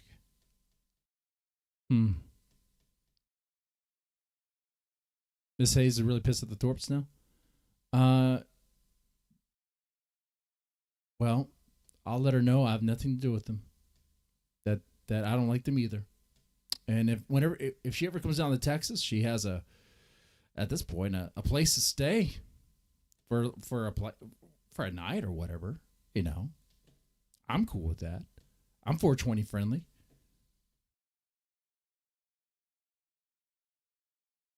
Anyway, guys, do y'all believe in like magic and spells and stuff? Like, how convinced are you? If you believe, like, what's the percentage? Is it like 100% or is it like 95? I don't fully disbelieve. I think it's like, I will say I will give about 20%, 20% that there could be something. It's just, I don't know how you really test it. You know, like every time I met some chick that was into Wicca, which was actually a handful of times, and there'd be like, I cast spells and stuff. She would say she cast spells. Like, okay, what's the spell for wealth? What's the spell for money? Because if you could just do that, let's just do that right now. Let's just do that, get loaded banks, and we'll be set. But they'll always say it doesn't work that way. And it's like, well, that's a damn shame that it doesn't work that way. Maybe we haven't mastered the spell. We haven't figured it out yet. It's just baffling. There's always an excuse why it doesn't work. And it's always something like, oh, it's just, you didn't light the right candle or wasn't the right, I don't know, the right attitude for it. You kind of believe this? Yeah. I mean, I would say I kind of believe.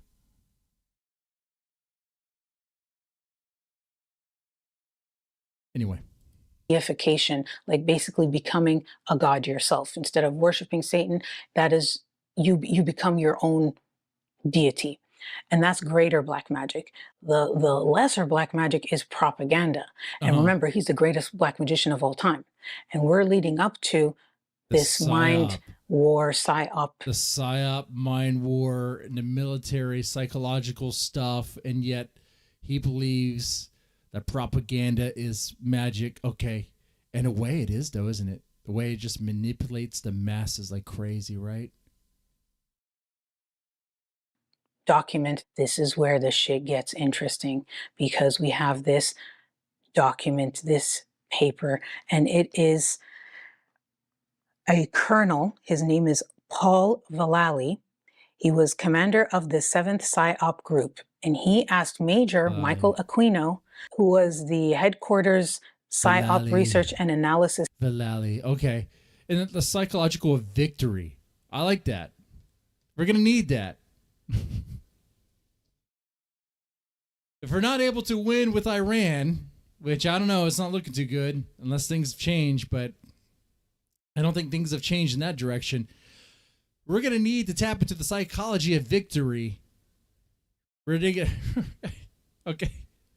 This team leader to draft a paper that would encourage fresh and innovative ideas concerning... Maybe this was what George Bush was saying when we said we won in Afghanistan.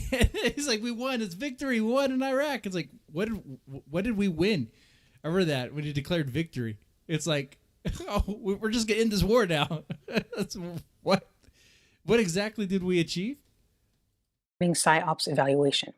Michael Aquino wrote this paper about PSYOP and stuff in the military in 1980. The thing with this document is that it was never supposed to come out. It was accidentally declassified, they said, and that it had been circulating within niche communities for decades. But when the internet came around in the late 90s and early 2000s, and then we had, you know, what happened on 9/11, one of the co-authors, the other guy who I told you is on the advisory board of Turning Point USA, when he came out and was speaking after 9/11. Joining us in Washington, D.C. is Major General Paul Vallely. He's Deputy Commander of the U.S. Army. He's getting daily updates from the White House. The national security team is huddled now at Camp David, putting together a campaign plan, then which will lend itself to an operational plan. And part of that plan then will be designating the targets out there and prioritizing those targets. The missiles that are being developed by Iraq and Iran, which nuclear weapon can be put on them. And the American people should know that's true. That's why missile defense is absolutely critical. Saddam Hussein is one of the biggest criminals in that multi-state organization that's been set up. So it's very important that action be taken against him. That regime has to be removed. We should have done it during the Desert Storm, and we didn't do it. And now we're probably paying some price for that. But that's in hindsight. We have to look to the future, but that's a regime that has to go. There were people at the time who wondered if it was a PSYOP to get people to go to war or something like that. The people who knew about this document put Well, it after 9/11, like America was collectively very pissed, confused, angry. I already said pissed, but just want to reinstate that because at that point, really, the government could have just blamed anybody who wouldn't went to war. I mean, Saddam had really nothing to do with 9/11, but okay. I mean, really, you should really be. They should have been looking at Saudi Arabia and someone else that we're not allowed to talk about. Okay. Anyway, online, and then it started circulating online after 9/11, and then in 2003 it was officially re-released because all these conspiracy theories were going around with this new introduction by Michael Aquino. What I'm going to do, I want to read you part of this introduction that he wrote in 2003, and then I want to read you the actual parts of the actual paper because it's crazy. He says the advantage of mind war is that it conducts wars in non-lethal, non-injurious, and non-destructive ways. Essentially, you overwhelm your enemy with argument. You seize control of all of the means by which his government and populace process information to make up their minds, and you adjust it so that those minds are made up as you desire. He says, okay, cool. Sounds pretty cool. Let's see what else he says here. While in the 1980s, I had no reason to think that this paper had any official effect upon U.S. PSYOP doctrine within or beyond the Army, it was with some fascination that I saw specific of its prescriptions applied during the first Gulf War, and recently, even more obviously, during the 2003 invasion of Iraq. In both instances, extreme PSYOP was directed both against the object of the attack and upon U.S. domestic public perception and opinion. In 2003, to the extent of embedding journalists with military units to inevitably channel their perspectives and perceptions. So he is... Now, I don't have it here, but I recall watching, I do watch the Y Files as well. Yeah, guys, when I'm not streaming and doing stuff, I watch the Y Files. I always skip the fish part. Everyone does. The talking fish is annoying. Anyway, the point is, I recall watching this one video about psychological experiments, like warfare tactics used in the Gulf War that were effective. And it seems like it was using sound and stuff, like using particular sound waves to kind of like demoralize the enemy, whatever. But this is kind of crazy stuff that, you know, it's like, how effective is it? Is it really effective? You know, like what's going on here? Like, because the way that paper read, it sounds like something from like Command and Conquer. If you play those games, like you get like a Yuri, who's like this unit that can mind control people, take over units, whatever. Is that what's going on? Like, what are we talking about? Draw swastika. I mean, I don't know what kind of swastika. Swastika, rune swastika is not kidding. Protection spell. Oh, you guys in the chat. How do I block spells? Okay, you draw runes and swastikas that protects you from sonic tanks. That's right, sonic tanks, mind control tanks. One theory with all the dead scientists is they found out we were being controlled by beings off planet. Oh, wow. Okay. That's a wild one. So many witches are women now. Well, I think there were a lot of witches back in the day. They didn't burn them all. You know, it's kind of hard to. Actually, I walked that back. Ladies are nice. Be respectful. Be nice. Even if they're witches, how about you be good? How about you don't give the reason for the witch to... How about you don't give her a reason to give you a curse? How about that? How about that? Saying that, yes, they did use PSYOP to convince people to go to war in 2003. So this is the actual original document now that I'm going to read you parts from 1980. And it's entitled, From PSYOP to Mind War, The Psychology of Victory. And he says, LTC John Alexander's military review article in support of psychotronics, which is intelligence and operational employment of ESP, was decidedly provocative. Psychotronic research is in its infancy, but the U.S. Army already possesses and operational weapon systems designed to do what LTC Alexander would like ESP to do, except that this weapon system uses existing communications media. It seeks to map the minds of neutral and enemy individuals and then to change them in accordance with U.S. national interests. It does this on a wide scale, embracing military units, regions, nations, and blocks. In its present form, it is called psychological operations, PSYOP. Does PSYOP work? Wait. Had the question been asked? If this thing is so effective, though, like, couldn't you could use this at any time. We could use it now with Iran, right? Asked in 1970, the answer would have been that PSYOP works very well indeed. On the other hand, we lost the war not because we were outfought, but because we were out PSYOPed. Our national will to victory was attacked more effectively than we attacked that of the North Vietnamese and Viet Cong. And perception of this fact encouraged the enemy to hang on until the United States finally broke and I think we're losing the PSYOP war right now. I think we lost it. ran for home. So our PSYOP failed. It failed not because its principles were unsound, but rather because it was outmatched by the PSYOP of the enemy. The Army's efforts enjoyed some impressive successes, but our own PSYOP did not really change the minds of the enemy populace, nor did it defend the U.S. populace at home against the propaganda of the enemy. And it reminds me of like that clip where, I forget her name, is it like Hanoi Hannah or something like that, where she's like, GI, your government has abandoned you. GI. GI, your government has abandoned you. They have ordered you to die. GI, do not trust them. Defect, GI. It is a very good idea to leave a sinking ship. They lie to you, GI. You know. If I heard that over and over again on repeat, I think I'd fall for it. Vietnam was so You stupid. cannot win this war. Your rich leaders grow richer while you die in the swamp, GI.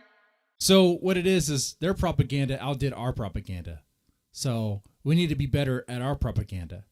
Well, the way things are going with the current war and the way people believe about, the way they think about it, it's like, kind of sounds like having some issues with that. Your government lies to you every day, poor soldier. GI, your airplanes bomb your own men. You are not safe here. The skies are dangerous, GI.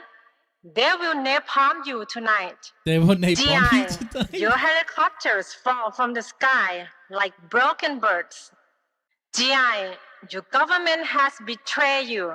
They do not care about you. They will give you a medal, GI, but only after you are dead. Anyway, so he goes on. Holy shit. Nowadays, it would be like AI face. It would be so well animated using AI. It would be so much more convincing. All right. To say, furthermore, the enemy's PSYOP was so strong that it, not bigger armies or better weapons, overcame all of the Cobras and Spookies and ACAVs and B-52s. Spookies. I gotta ask, was Spookies the code word for the units that were with the black soldiers? I gotta ask. I've been watching so much John Galt lately that I'm starting to wonder. We fielded. The lesson is not to ignore our own PSYOP capability, but rather to change it and strengthen it so it can do precisely that. GI, your president wears a diaper. GI, you die. You're bleeding out now while your president is shitting in a diaper. That kind of thing to our enemy in the next war. The first thing it is necessary to overcome is a view of PSYOP that limits it to routine, predictable, over-obvious, and hence marginally effective leaflet and loudspeaker applications. It needs to be more insidious. I'm saying the insidious thing. So let us begin with a simple name change. We shall rid ourselves of the self-conscious, almost embarrassed concept of psychological operations. In its place, we shall create mind war. The term is harsh and fear-inspiring, like his eyebrows, and so it should be. It is a term of attack and victory, not one of the rationalization and coaxing and conciliation. The enemy. So the tactic. Wait. So this whole operation was a failure, but the problem was the name. We're not going to call it psychological operation, PSYOP. We're gonna call it mind war. We're just rebranding. Very American. This is very American thinking. I like it. Makes sense. GI, your noble deadman has been known to wear a diaper. GI, that's not true.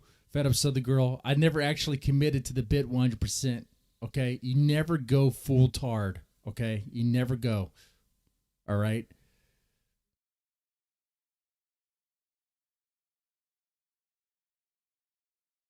He must be offended by it. That is quite all right as long as he is defeated by it. Mind war is the deliberate, aggressive convincing of all participants in a war that we will win that war. It is deliberate in that it is planned, systemic, and a comprehensive effort involving all levels of activity, from the strategic to the tactical. It is aggressive because opinions and attitudes must be actively changed from those antagonistic to us to those supportive of us if we are to achieve victory. We will not win if we content ourselves with countering opinions and attitudes instilled by enemy governments. We must reach the people before they resolve to support their armies. And we must reach these armies before our combat troops ever see them on the battlefield. So talk about preemptive. We got to convince them that they want our help to be liberated. I think we tried that with Iran, right? That was part of the tactic there. I remember hearing about how like the people want us to be there to help them out. Maybe that's true. I don't know. I don't give two shits about that. I mean, it seems like an oppressive shithole, but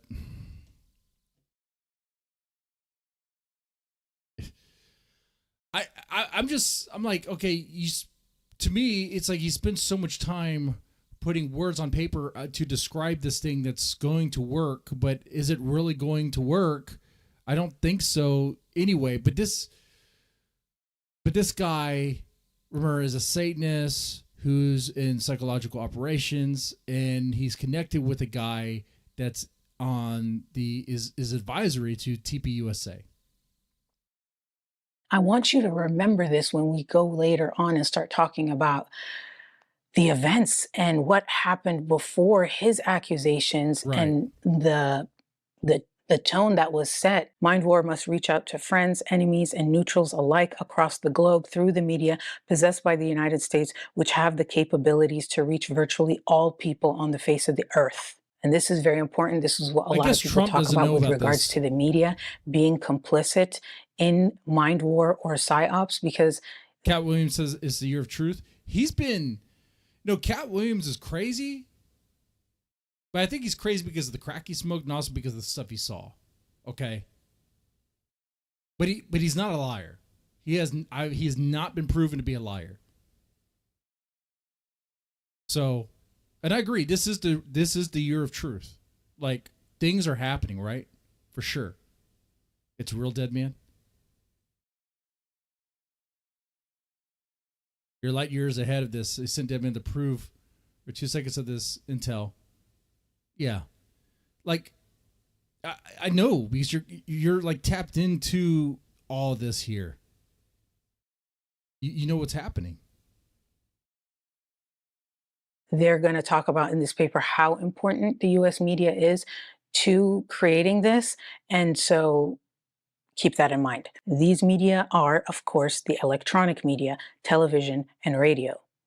Mind war must target all participants if it is to be effective. It must not only weaken the enemy, it must strengthen the United States. It strengthens the United States by denying enemy propaganda access to our people and by explaining and emphasizing to our people the rationale for our national interest in a specific war. This is where people are talking about, oh, this isn't just something they use on the foreign enemy or whatever. This is something they do domestically as well, which technically is illegal. And in this paper, he acknowledges that and says the way that we bypass this is by, like, we're saying the truth. So it's not propaganda. If we're just giving them, government sponsored truth, that's not propaganda. But then also, let's cover a real streamer and not this BS.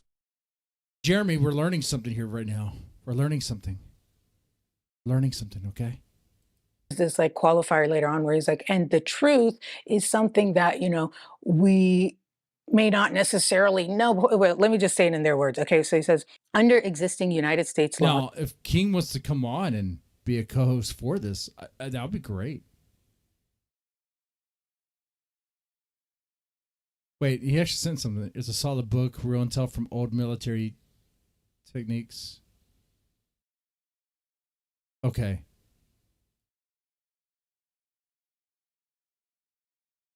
Okay. Cool. PSYOP units may not target American citizens. That prohibition is based upon the presumption that propaganda is necessarily a lie or at least a misleading half-truth, and that the government has no right to lie to the people. And so it must be axiomatic of mind war that it always speaks the truth. Its power lies in its ability to focus recipients' attention on the truth of the future as well as that of the present. The truth of the future. So this is a prediction. This isn't really an established truth. It is an assumption. It is, you know what I'm saying? The truth of the future. Right. Shake it, baby. TK will be on his way to save the stream soon, DM. Okay.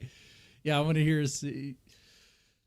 He's more tapped into the conspiracy for sure. And yeah, fed up something girl, essentially, yeah. That is true. That's called a prediction. A prediction can't be true because it hasn't happened yet. You know what I'm saying? So it's a little loophole there. Mind war thus involves the stated promise of the truth that the United States has resolved to make real if it is not already so. Unlike PSYOP, mind war has nothing to do with deception or even with selected and therefore misleading truth. Rather, it states a whole truth that, if it does not now exist, will be forced into existence by the will of the United States. When Michael Aquino... Okay. I could see that. Yeah. If we don't do this thing, this horrible event will unfold on us. We have to do this, otherwise millions of Americans will die, will be nuked, all this stuff or whatever nonsense. Yeah. Okay.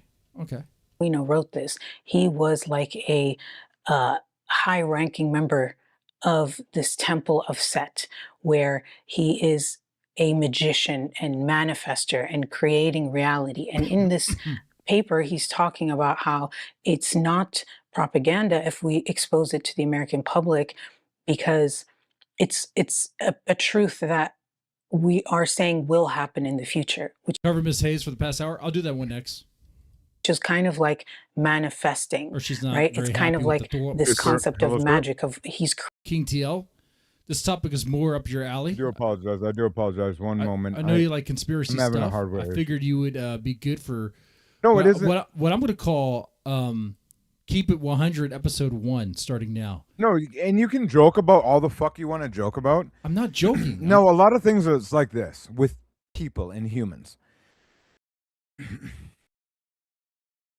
I don't think anyone gives a fuck about being genuine, right? And so I've met you people, and you guys have been, honestly, very sometimes genuine? It feels very genuine. Sometimes it doesn't feel genuine. I've never known. I've cried. I've exposed everything about myself. I've been as real as it gets, right? Right. And then you talk about shit like this, right? What's wrong with talking about shit like this? What do you mean? No, what I'm saying is this, Devin. You cannot have, either you can be happy-go-lucky about stuff, or say the word conspiracy or Illuminati. Like, because Ruby just said Illuminati today, and I almost could have headbutted her head off her body. Do you guys think Justin Bieber said it about Be careful. You guys are no. I might get a restraining order on you. Dude, did you just tell me to be careful about what I said about Ruby? Yeah, because she might get a restraining order on you. Yeah. No, I can say whatever I want to about her. She knows that I respect her as a human and her fucking insights, and I don't have to watch my tongue because I don't talk like a fucking less than, like you have coming on here. No, fed up, miss. I'm not trying to be rude. So this is a topic that is conspiracy, like oriented. Stop. You saying should be good conspiracy, here, and what but now you're having a problem with about being the circumstance genuine. of what the fuck is going on in the world. I have a genuine interest in this because like, I think it's interesting that you have a dude who's like, not only was he part of the Satanic Church, but he left and started his own called the Temple of Set, and then he's part of this military PSYOP operation. Everyone knows this, and then I'm learning about it. I was under a rock about this whole thing. I didn't know about it. That's fine. You know why? I don't watch this stuff on the regular, but I was like, oh, okay, let's watch this. Okay, but then know what you've done.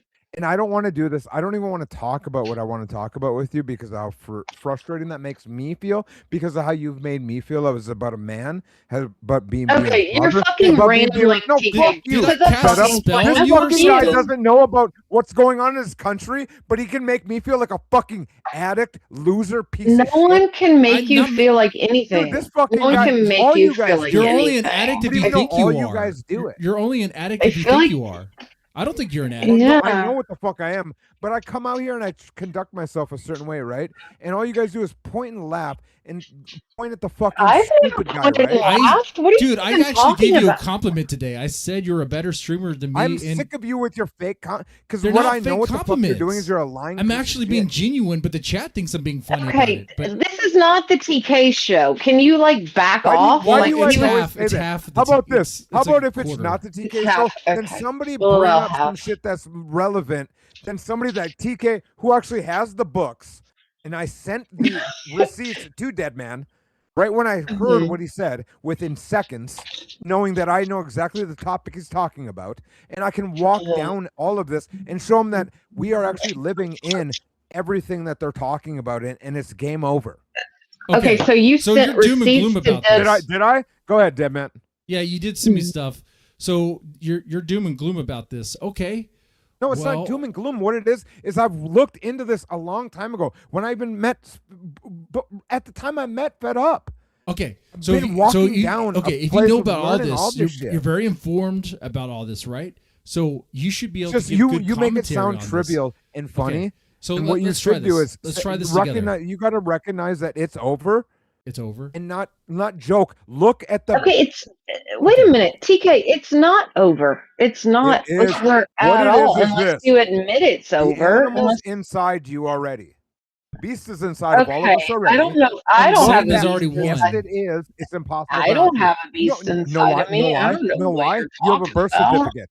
You Hold on, follow I laws. actually do have You demons laws, inside you me. have- Okay, you're going. Okay, yeah, we're going No, I'm back not into being that. crazy. What it is, you have I to have recognize that you're demons being played. inside me, and I refuse to Fine, I love that. fight with Let's them. go ahead. A couple people that I that understand pretend that you're they- trying to that go that with pretend that you use English and you believe that Okay. Christopher Columbus sailed the ocean blue. Go ahead, guys. Yeah, Well, TK. he did TK, sell the we all ocean under- blue.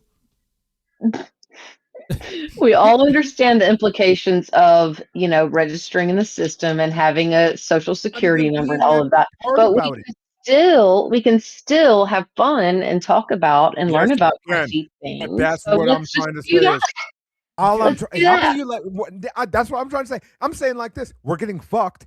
I just want to look at the pussy that's fucking me. That's it. Okay. So anyway, what my thing King, is, come on, play ball here, dude. Play ball. Okay, this is I our am time playing to ball. have Y'all are scared. my goal for the Keeping It 100 podcast was to cover like conspiracy things that I think you would be into. Talk like that? Why do you talk like that? Keep it 100. What's wrong with that? Because it's a nice catchphrase. That's why it's a nice one, it catchphrase. doesn't make sense. It means you keep it 100%. You keep it 100, right? Yeah, but you. What Yeah, you're you're trying like to do is- slowly. You're like Anyway, come on, underneath King. the veil. I love this Wait, pantomime King, bullshit. stop You're being this. real niggerish right now. Okay. Okay, we don't use those words What around do you here. mean? Unless you give us the pass, ain't it? I'll use You want it it. to be a bigger but- podcast, don't you? Well, hold on here. Don't be John Galt and to be a hateful. No, you're fucking. I'm being snail right now. You fucking pussies. No, you're not. You can never be Oh, you're snail. being real niggerish. The word, You right? can never be snail. You're not on, that man. fucking Come base. on. You're being real Okay. niggerish, right? Focus, King. I'm gonna play this. You want a bigger podcast, Tom- right? King. Look, the actually, bigger one? Yeah. I'm not going to put up with your 3/5. pussy. You get behavior. 3/5 of this podcast. Okay, 3/5. Okay. I just don't. The thing is that you You guys get are three-fifths, rookies, and actually, So it's actually more than actually half. some bitch about this. You get Fed Up's 3/5 actually of very this. smart and Okay. know what I'm talking about. I do know what you're talking about. I just think you need to calm the fuck down. Just calm down. I don't like when he Just gets enjoy. All right, focus. Enjoy. I'm gonna press play. You let me know when to pause. Let's press play. Okay, let me know when to pause. King. Settle. Walk it back. I'm gonna press play. You let me know when to pause. Okay. Here we go. Listen to the nice lady. Creating his reality in the future. And so I just thought that was pretty interesting. Why does one believe one television newsman more than another, even though both may report the same headlines? The answer is that there is rapport in the former case, and that it is a rapport which has been recognized and cultivated by the most successful broadcasters. Remember this rapport thing when we talk about this newscaster? I'm already gonna pause it. You don't need to have you don't need to have a military background or be a Church of Satanist guy or whatever to know that. Rapport is everything. I'm only going to see WDAY in my neighborhood. What the fuck? What this fucking problem is when you guys learn truth is this: the narrators of the people that read the books suck dick at actually defining what they're talking about. This stupid cunt that brought up that analogy is a simpleton. She has never read it. She's a popsicle postcard reading. She just read it right now. She fuck? literally showed you on the screen what she read. Why you wouldn't make that analogy is this? Because I got fucking 4 different neighborhood. She didn't make an analogy, really, did she? Well, no, she read this. The people that hear things is from the voice that's more recognizable. Correct? Right. She said what? Why does she was reading? She was reading this paragraph here. Never even had King, listen, she's literally just reading his words. This is not. Yes, her words. She's reading his words. She's reading his words, and so we're interpreting. We're listening. Okay. So, she's just So really, King knows more than Michael. A book that I have and I've read all the sequels. What do you mean? I can decipher what she's talking about. All right. And it was a bullshit analogy. Okay. It's a terrible analogy. Gotcha. She's literally not analogizing. She was just when we talk about she was saying this. Go ahead. Newscaster who died, and people think it's suspicious because he was like very big on the case, and the most that we'll get into it, but just remember that they talked here about the importance of particular newscasters and the rapport they have and how believable they are. Now, this part was really crazy to me because it's talking about frequency and stuff. And this is in 1980, right? So he says here, there are some purely natural conditions under which minds may become more or less receptive to ideas. And mind war should take full. I'm not a fraud like fucking. Oh my God. Okay. It's over. It's fucking over. Now Jeremy's going to be like, hey, why don't you cover this? Why don't you stop doing this and go cover what I want you to cover? Yeah, that's all. King, this is more your alley, though. Hey, let's go watch Miss Hayes and let's go watch something that pertains to me. No, you're fucking boring, dude. You and the Thorpes and all, you're all fucking boring. This lady who's covering like PSYOPs is actually, I'm not watching you. I don't watch you. That's the thing. So I want to know how we're being mind controlled. I actually would. Actually, the reason why we're watching this definitely is a great subject for the connection. What is the connection with TPUSA? That's why I want to know. Right now, we're getting the lore of Michael. Didn't we already go down the Satanism rabbit hole like nobody 10 years cares ago? about you, Jeremy. Honestly.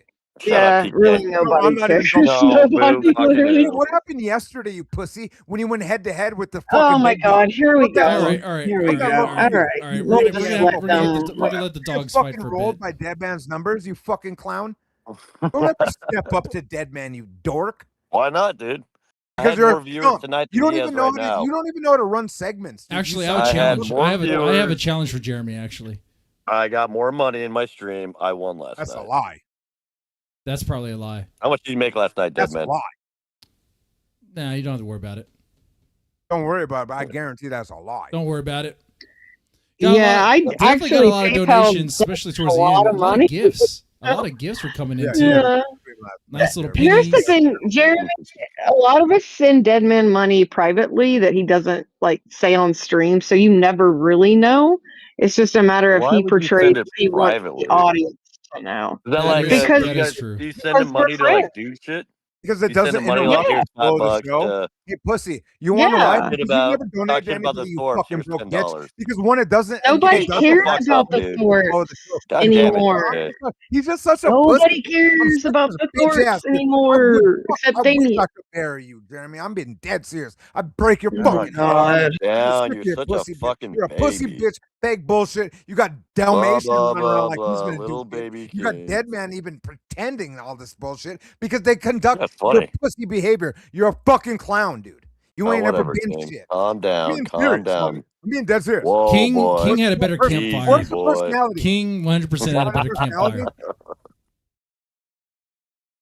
I got no personality, huh? We know that, dog. And I'm the one Yep. that shone that light on that bitch ass personality of yours. Yeah, where's the real You Jeremy say that's my name. actually funny? Yeah, He's not where is on the real here. Jeremy? No, I he's- need to He's telling find jokes right him. now. He's telling jokes. Yeah, he's he's little actually tour. right. He's Yeah. writing He's in on his stage. joke book where he has his what was it? Your high school math class? Your high school math class College notebook? physics. It was That was college physics. you did physics, and that's your joke book. You write them and you like try to flex on was, streams. yeah. With that. That's cute. It's really cute actually. That you're like Lauren? 30, 36 and you still have Yeah. your notebook. Little- That's cute. It is cute. How long ago did you take that class? That was probably about 15 years ago. 20 years ago, or what Probably was about it? 15. Oh, Probably big, about 15. oh, big Canadian. No, force you're in that 30. Dave Jeremy. Okay. Oh boy, look at the big Were you- Canadian. No, I want to You see how ask good my Jeremy. Were you handwriting was, trying brother? to? I didn't even watch it. Somebody just told me about it because I don't watch your streams because they're boring Yeah, as fuck. there's nothing to Somebody watch. told me you did that. There's nothing to I watch. do not watch your streams. Like I'm not watching some Honestly rando embarrassing. with I a don't care, fucking fed up. phone. Like, I give Yeah. a fuck. I know. I You don't give I a tell fuck people either. are That's my- what's are my great. people. But I'm just wondering, like, did you feel proud that you were like, hey, here's my high school physics yeah, I notes? did. Hell yeah, Do you he see how did. You good the did. handwriting was?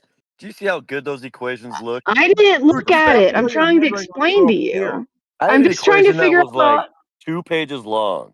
Explain the And what have equation. you guys done with should have called that? that. What have you done with that knowledge? Doc, What have how about you he done with explains the that equation knowledge? Shut real up, quick? TK. I'm having a conversation. What have fed you up? done with I'm that Why knowledge? don't you check him on Yeah, something? shut up, TK. What the fuck is wrong with you? Because I already fucking could. I'm trying to ask, like, what have you done with that knowledge except tote it around in a notebook in a fucking Honda that's a 1990? Like, what have you done with that?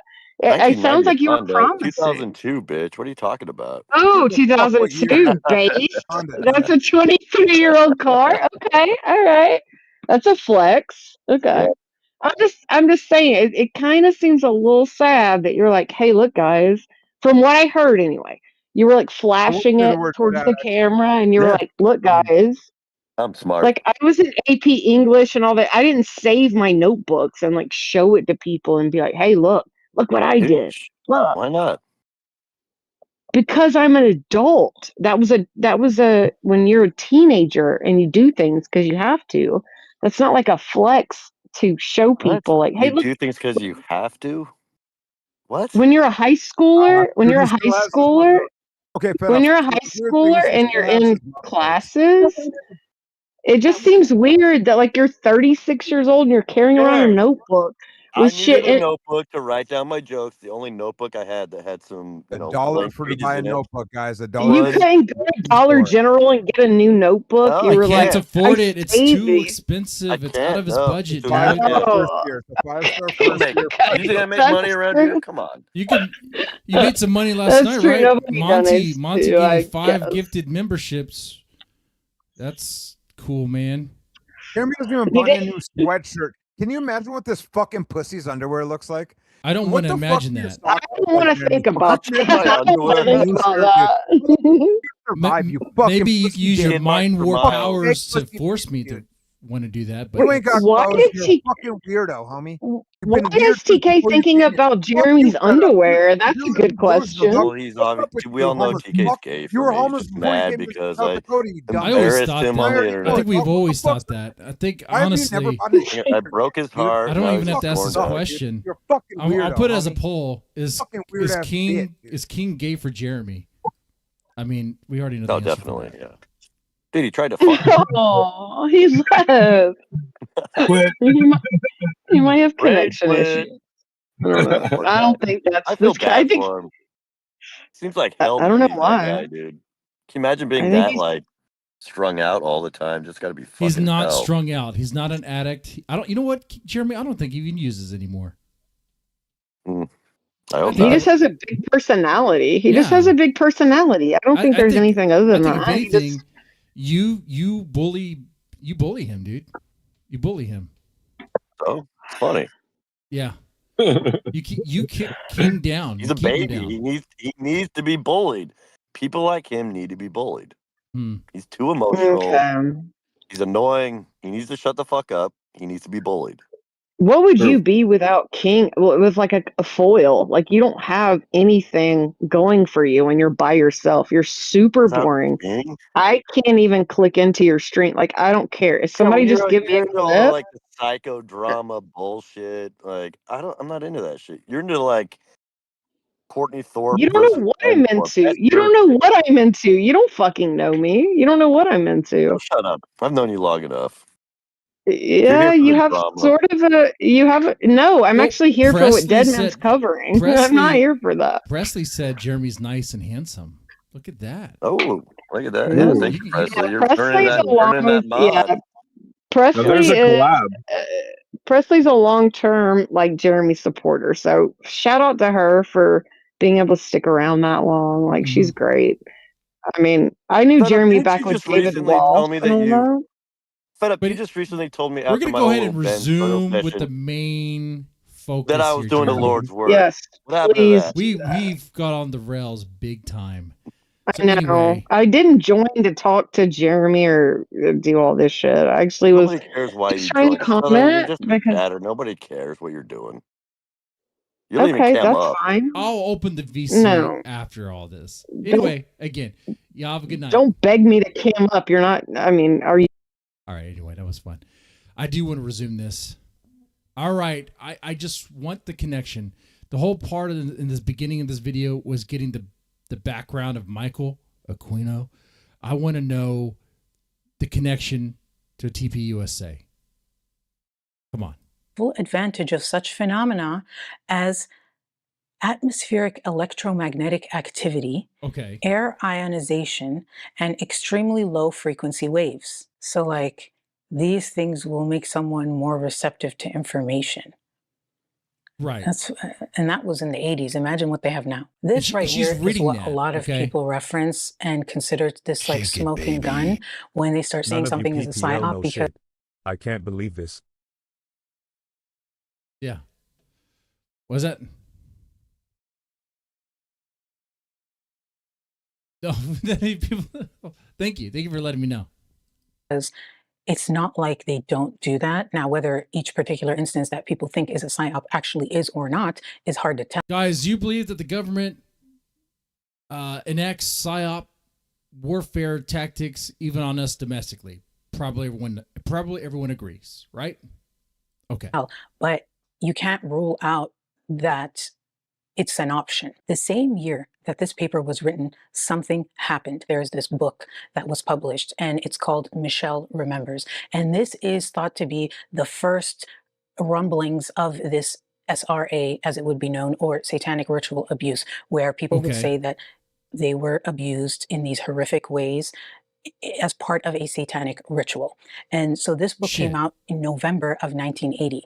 Also, in 1980 is when Michael Aquino internally wrote this paper about PSYOP and mind war. And so I tried to find the exact date of when this paper was written. I could not find it. Like, was it before the book or after the book? I couldn't find it. Although Shake it, what I was able to baby. find, because I was wondering TK, if like the this was only in thing your response show worth watching DM. Cool. Good to know. to that book, or if you knew about it. And what we do know is that the book was actually TK, I'll talk to you after this. Let me become knowledgeable on the topic, and then I could talk to you about it, and then all that. released in 1980, but these interviews were being conducted and there was talk about it for years leading up to it. So it is possible if he was in this satanic circle and aware of what's going on in the media, and we know he was like involved in Hollywood and with actors and stuff, if he would have heard of this book and could have preemptively done that, I don't know, whether he knew it or not. Also in 1980 is when Michael Aquino gets his PhD in political science from the University of California, Santa Barbara. He also worked as an adjunct professor at Golden Gate University while he was serving at the Presidio of San Francisco, where he was. But please tell me he does actually cosplay as Spock. He has to. He has to. Or a fucking vampire, Dracula or something, right? Come on. Was an active guard reserve officer. So he had a degree, he was a professor, and he was still serving. He was a reserve officer as well as doing liaison stuff and also doing stuff for NATO. And so in October of 1982, as part of his work for NATO, he was doing these tours of military installations around Europe. And one of these was this castle in Germany that was like the ceremonial headquarters for the Nazi SS. Wewelsburg Castle. This particular castle is where like the SS and Heinrich Himmler had this room where they performed ceremonies. And so he went there to visit it and perform a satanic ritual. On this altar is one of a number of daggers, which we may use in our rituals. This one happened to belong to the commanding general of the most elite unit of Germany's infamous SS, which was concerned with black magic and occultism research in general. Our comrade in the Leibstandarte Theodor Wisch, Brigadeführer, a major general in the Waffen SS. And on its blade, it bears the inscription, "Mine Ehre heißt Treu," or "My honor shall be known." Never talk to TK again. Cockazoid. TK, I'll talk to you. You always have a seat at the table here, TK. It's reserved for you, man.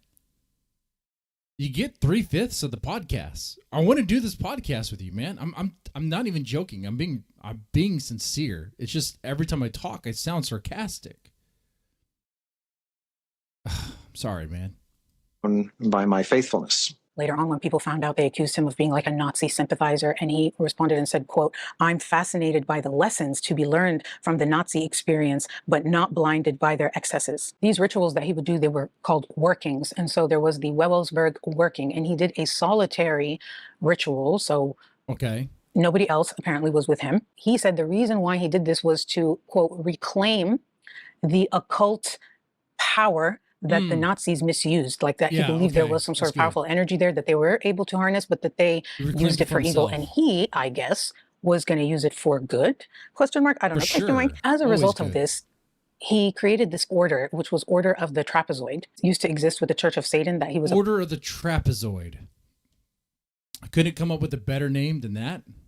Part of, but then he started Temple of Set, and he created Order of the Trapezoid, which was an exclusive group within Temple of Set, where they were like knights. This order had a symbol, and it was the shape of the trapezoid, a pitchfork, and the number 666 in there. The mark of the beast. Naughty jungle of love. No, devil man. No, devil man.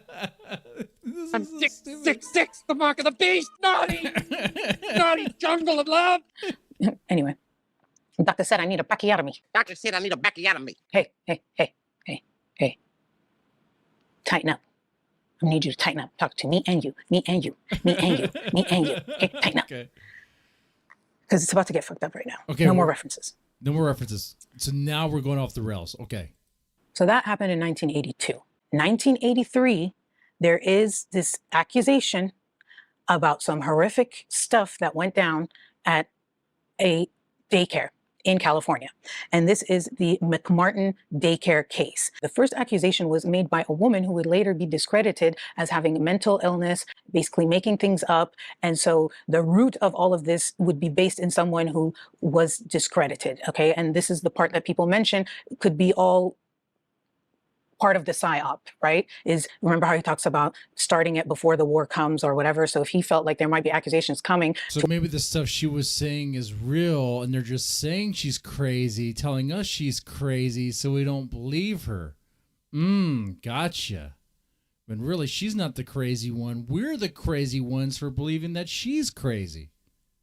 Gotcha. Okay. towards him. He wanted to set the stage. Theoretically, we're speaking here. This mother made allegations against the owners of the McMartin preschool in Manhattan Beach, California, as well as the teachers there and the child care workers. And the accusations were outrageous. We're talking animal sacrifices. We're talking just violent, horrific things done to the kids sexually, then torture of animals and making the children watch, and just very graphic, pretty much whatever. Right. And you would think an investigation into this would be kind of simple. Like if they're sacrificing animals, there has to be some sort of blood splatter. I mean, how thorough do you think they are when they do the cleanup after these sacrifices and rituals and stuff? I mean, sometimes people are lazy, right? Even if they're really good at cleanup, sometimes there's like a little bit of splatter left behind. I said, what's this? What's this, you know? Anyway. You could think of as being the most vile, horrific thing. By 1984, 400 children had been interviewed. Okay. And out of those 400, they determined that 384 children had been subject to some form of this abuse, and that this was going on for decades, and that the reason 384 out of 400 were. That's a wild freaking number. That is insane. Holy.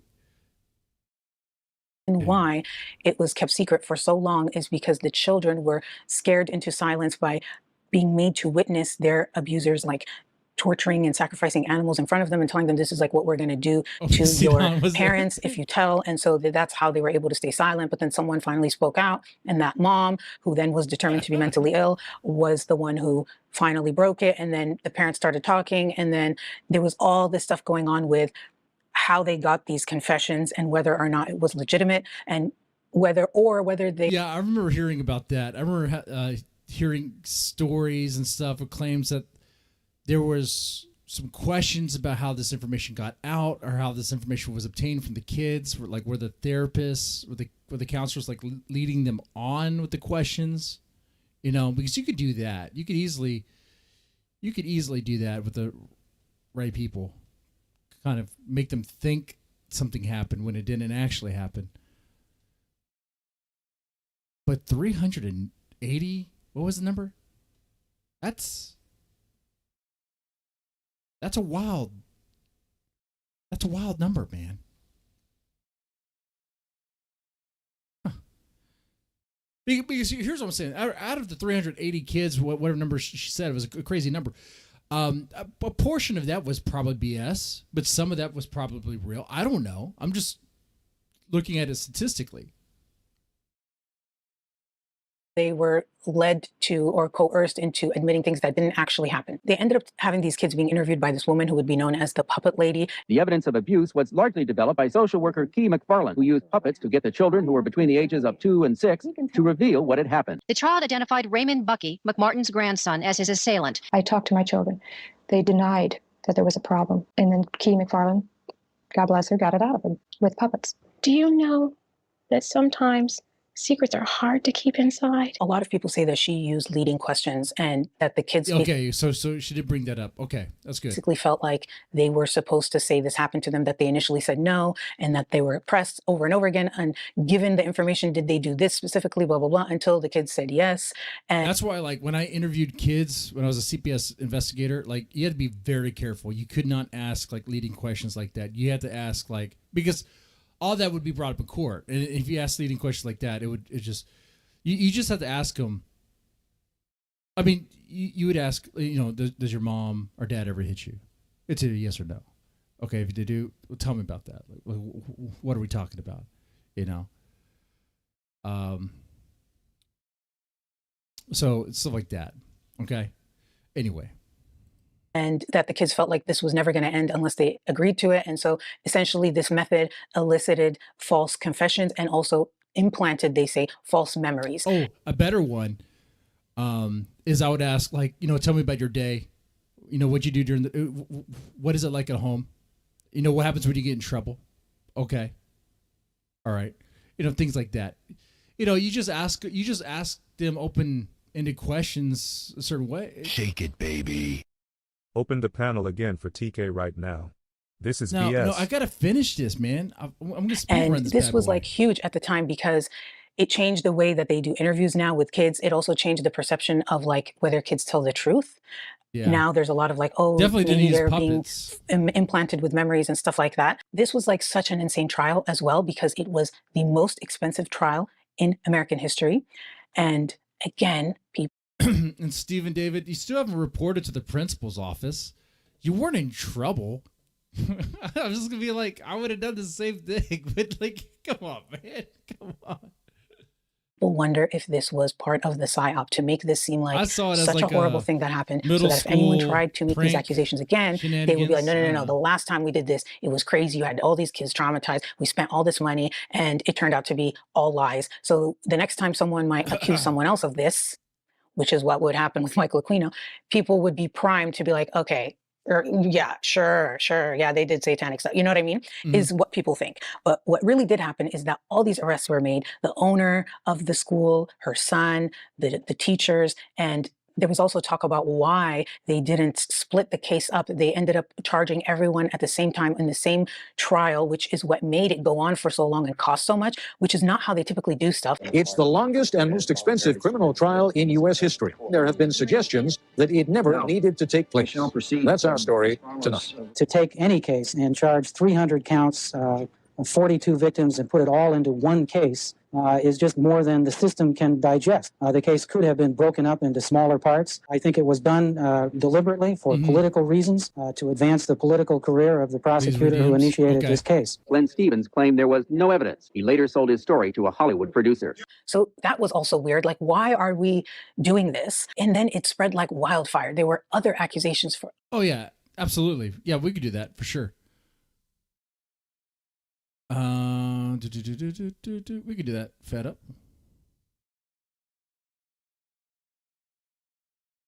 I think you can hop in the VC now. Yeah, I'll be there. Because she's gonna offer commentary that goes along with this, okay, and not derail. Pretty simple.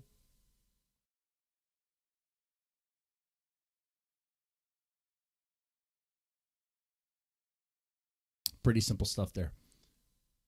Especially when we're getting to the juicier part.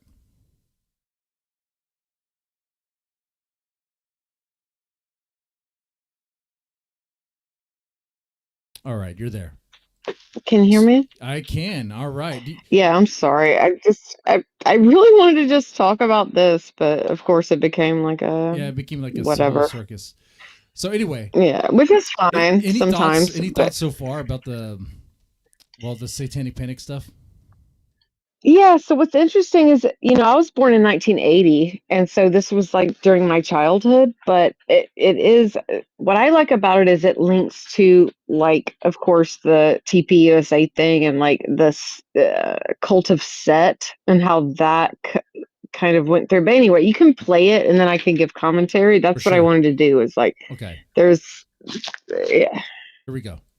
Other daycares. It had, like, throughout the years, while this trial went on for 7 years, other daycares were accused of the same thing. And it seemed like there was almost this like epidemic of satanic ritual abuse that was going on in all of these daycares across the country, like almost like some virus that was spreading. And so by 1986, though, it was now Presidio daycare that was on the chopping block. Now it is November 1986, and there is a teacher. His name is Gary Hambright, and he gets accused of SAing children that were at the Child Development Center on the Army base known as the Presidio. This is the Army base that Michael Aquino worked at. And no shit. Oh, sorry. Oh, Can you stream it in VC or no? Yeah. So Michael Aquino was working at that particular daycare, the one that got busted. Huh. Yeah, but she hasn't covered the. Okay, yeah. Wait, that's the wrong one. So what's interesting is, like, what I remember, you remember Satanic Panic, right? In the 90s? Yeah. Like, it was a big thing. And it was like, now that we look back, we're like, oh, that was a bunch of bullshit. It was like everybody was freaking out about, metal music and all that. But this, like, I didn't know about this as far as, the fact that of course, everything starts in California. But you know, that's where it came from. Like there actually was this thing of set, and there was like this whole, I didn't know about this. I mean, so anyway, yeah, you can go ahead. Basically, the accusations were that there was something like this satanic ritual abuse that was going on at this childcare, daycare at Presidio. And here you have Michael Aquino, who is a Satanist, and he's also now being implicated in this, as well as that teacher, Gary. So the FBI, the San Francisco Police Department, and the FBI, they start an investigation. And the allegations were awful. Like they were saying that it was all to create, you know, corn, you know, children of the corn, if you know what I'm saying, and all the horrible, violent things sexually and with animals and all that kind of stuff. Now, with the McMartin case, the physical evidence that parents talked about were these rashes that the kids had in their like genital area, right? And that they at first thought maybe it could be like a diaper rash or some sort of allergic reaction. But once these accusations were made, a lot of the parents felt like that was connected to that. However, what I found to be very disturbing was in the Presidio case, there were children at this daycare who tested positive for STDs. Yes. Holy shit, full stop right there. That's like, okay. Line up these teachers. Mm-hmm. There's a wood chipper, and you're all going in until we know who's doing it. And if you're saying quiet, that means you're hiding something. You're going in. So I'm sorry. That's crazy. Yeah, that's what I'm saying. So it's like you can't hide from it once you literally have fucking children in a daycare. Imagine how young they are. And they're having these chlamydia cases. Chlamydia? Yeah. Holy shit. Yeah. Okay. But, okay. And you'll play it shortly. But yeah, they try to cover it up as like, oh no, this isn't a big deal. This could have happened either way. Like it couldn't possibly be. It's fuck. Melanie said that she worked. You worked in the Presidio, and there's some wild stuff that happened. Oh, okay, weird. Okay. Anyway. Oh, really? Yeah. Yeah. Shout out to Melanie M. She likes fish. All right. Like chlamydia.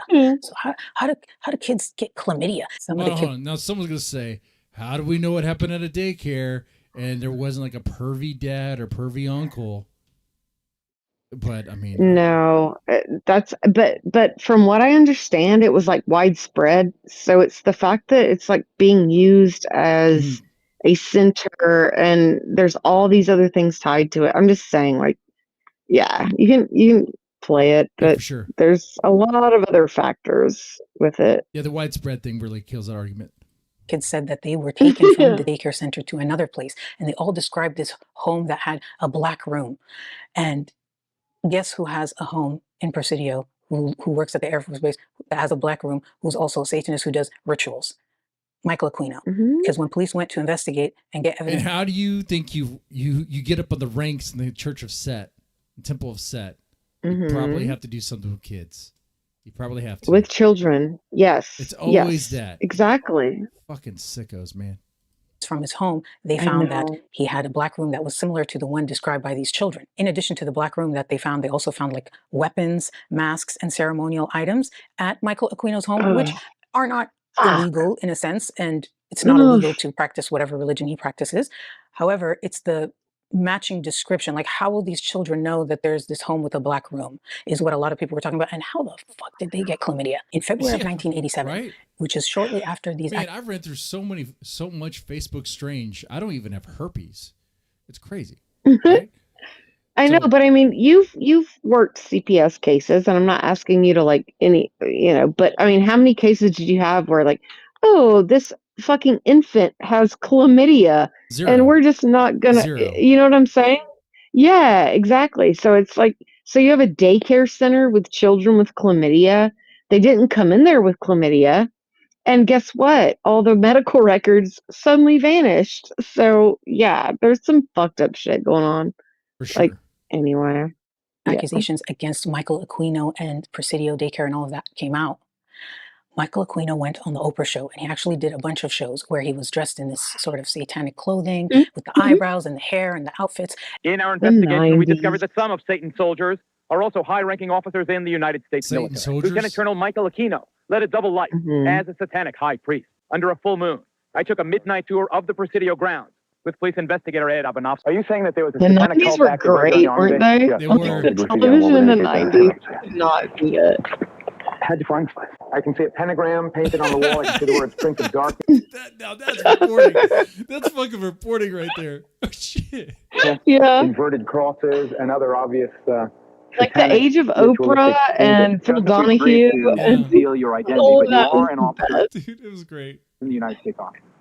That's correct. And you were an officer in the United States Army during the time you were a member of this satanic organization. Yes. You were originally implicated in the dreadful charges. The time period when these terrible events were supposedly taking place. I was assigned to the National Defense University in Washington, D.C. Back then, when we watched this on TV, we thought it was fake. Like everything I saw on like Phil Donahue or, you know, Raphael, whatever, I always thought it was fake. I was like, there's no way this exists. But this just goes to show, like, yeah, it actually did exist. And right.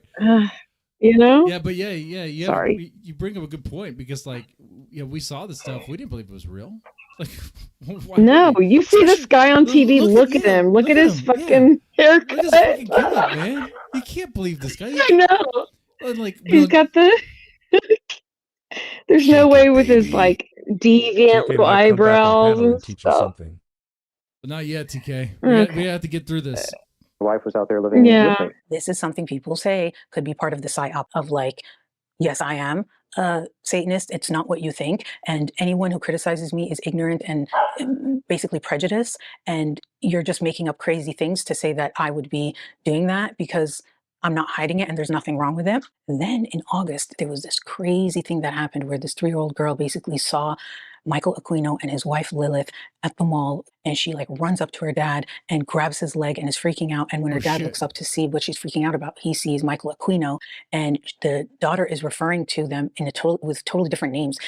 She's calling the wife Lilith Shambi, and she's calling Michael Aquino Mikey and Mr. Gary, and she's saying that those are the people that did stuff to her and took her to Mr. Gary's house. The affidavits for the search warrant of your home, and they indicate the child is speaking to the authorities, not her father. This was after she had been subjected to therapy. It gets even crazier. And then a month later, in September 1987, the freaking daycare and all the records in it gets burnt. There were like several fires and everything got burned down. And it was Oh, just, convenient There you go. fires. Oopsie Yeah, doopsie. There's that's a what fire. I'm saying. Everything goes away.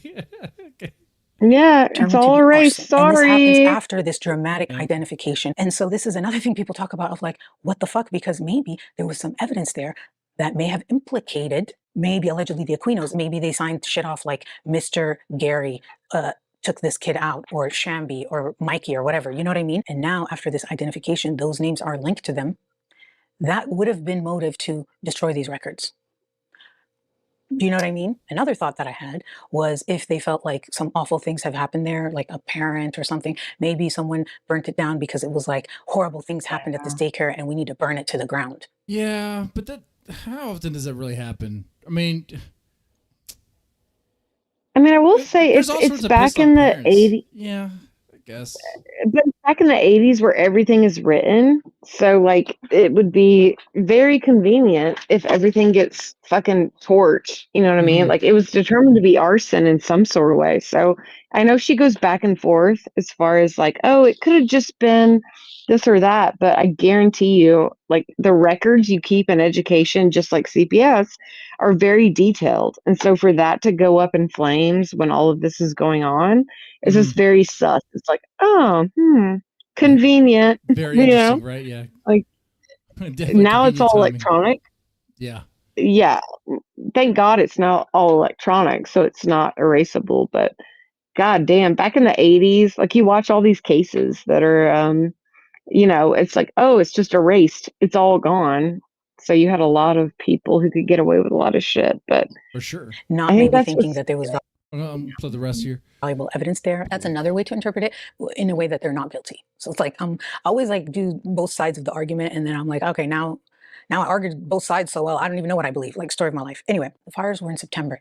2 months later, December 1987, a witness in the McMartin daycare case, who was also an investigator, he ends up shooting himself and dying. Oh shit. Convenient. Yeah, it's like a Clinton-esque kind of thing. You know what I mean? yeah. Like, oh, everybody ends up killing themselves. Now Ooh, maybe from all the whoopsie. stuff he's seen, he just snapped. That is possible. People do snap.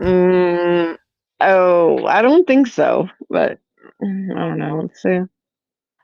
Immediately after testifying in a case where he's talking about like what they did to the animals, and he's talking about this crazy shit with the turtles, I'll spare you. And then apparently he testifies, and then he goes home and then he takes his own life, shoots himself. Now, as you can imagine, a lot of people at the time were like, did he really do it, or did somebody do it to him? Yeah. As a sign to like all other witnesses and investigators and to shut him up or whatever. But his name was Paul Bynum, and he was 39. This is a newspaper clipping from the time. This happened December 11th, 1987. It says a former investigator in the McMartin preschool molestation case committed, unaliving hours after testifying at the trial. And he testified without the jury present.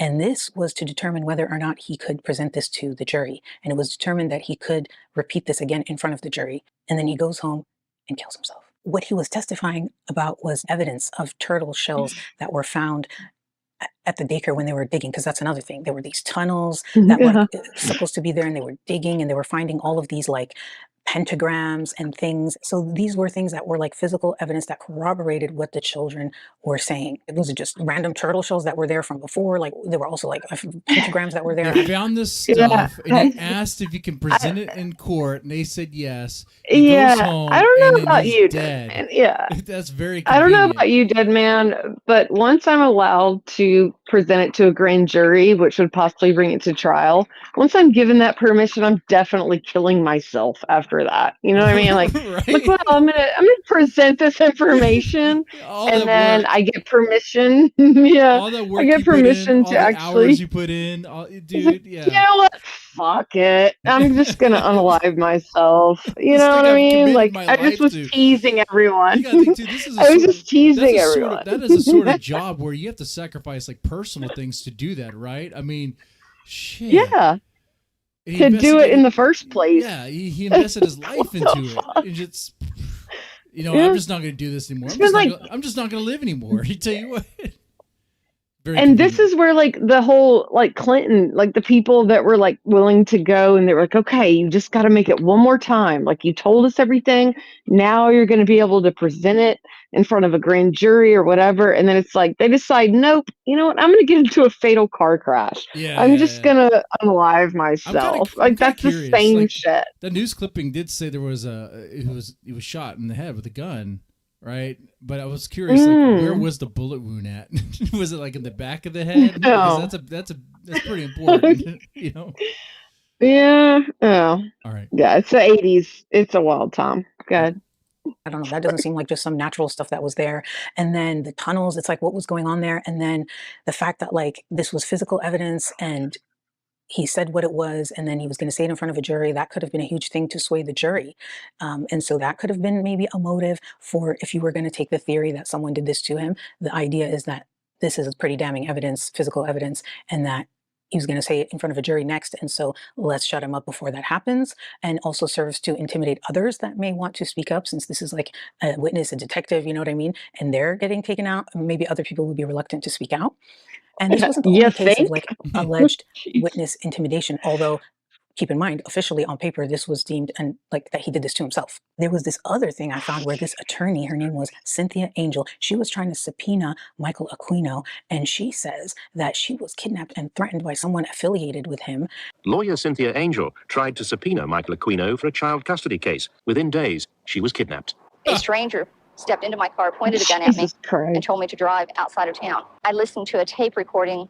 There were infants crying, children crying, and adults chanting. I was told repeatedly during this drive that should I tell anyone what I see or tell anyone what I hear or keep investigating the case that I had been investigating, that I would be killed. What about the suggestion that this lawyer was taken out into the desert at gunpoint? Well, that's asinine in a nutshell. We don't take anybody anywhere at gunpoint. We don't. You can just trust this guy. He's very trustworthy. I don't trust this guy's chin line. I don't trust his jawline whatsoever. Yeah, that I don't jawline is trust his PDF right there. This is a PDF face. This is absolutely. Those eyebrows, like I think he's carefully sculpted those eyebrows just to look like. Yeah, that's true. You know what I mean? He's trying to go for Like, that look menacing. yeah, absolutely. It's Mind Wars, man.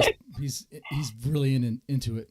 Threaten anybody. and threatened and played obscene tapes. What is the? Well, who did it? I mean, Who was supposed to have done who was this? supposed to have done this to her? Well, Or she believes it was done on your behalf. Oh, that's stupid. It's absolutely Just untrue. ridiculous. It's that kind of stuff that is causing all the misery. It's a witch hunt in the classical sense. In addition to descriptions of the room and some pieces that of whole, now you're persecuting us. It's a witch hunt. Okay, all right.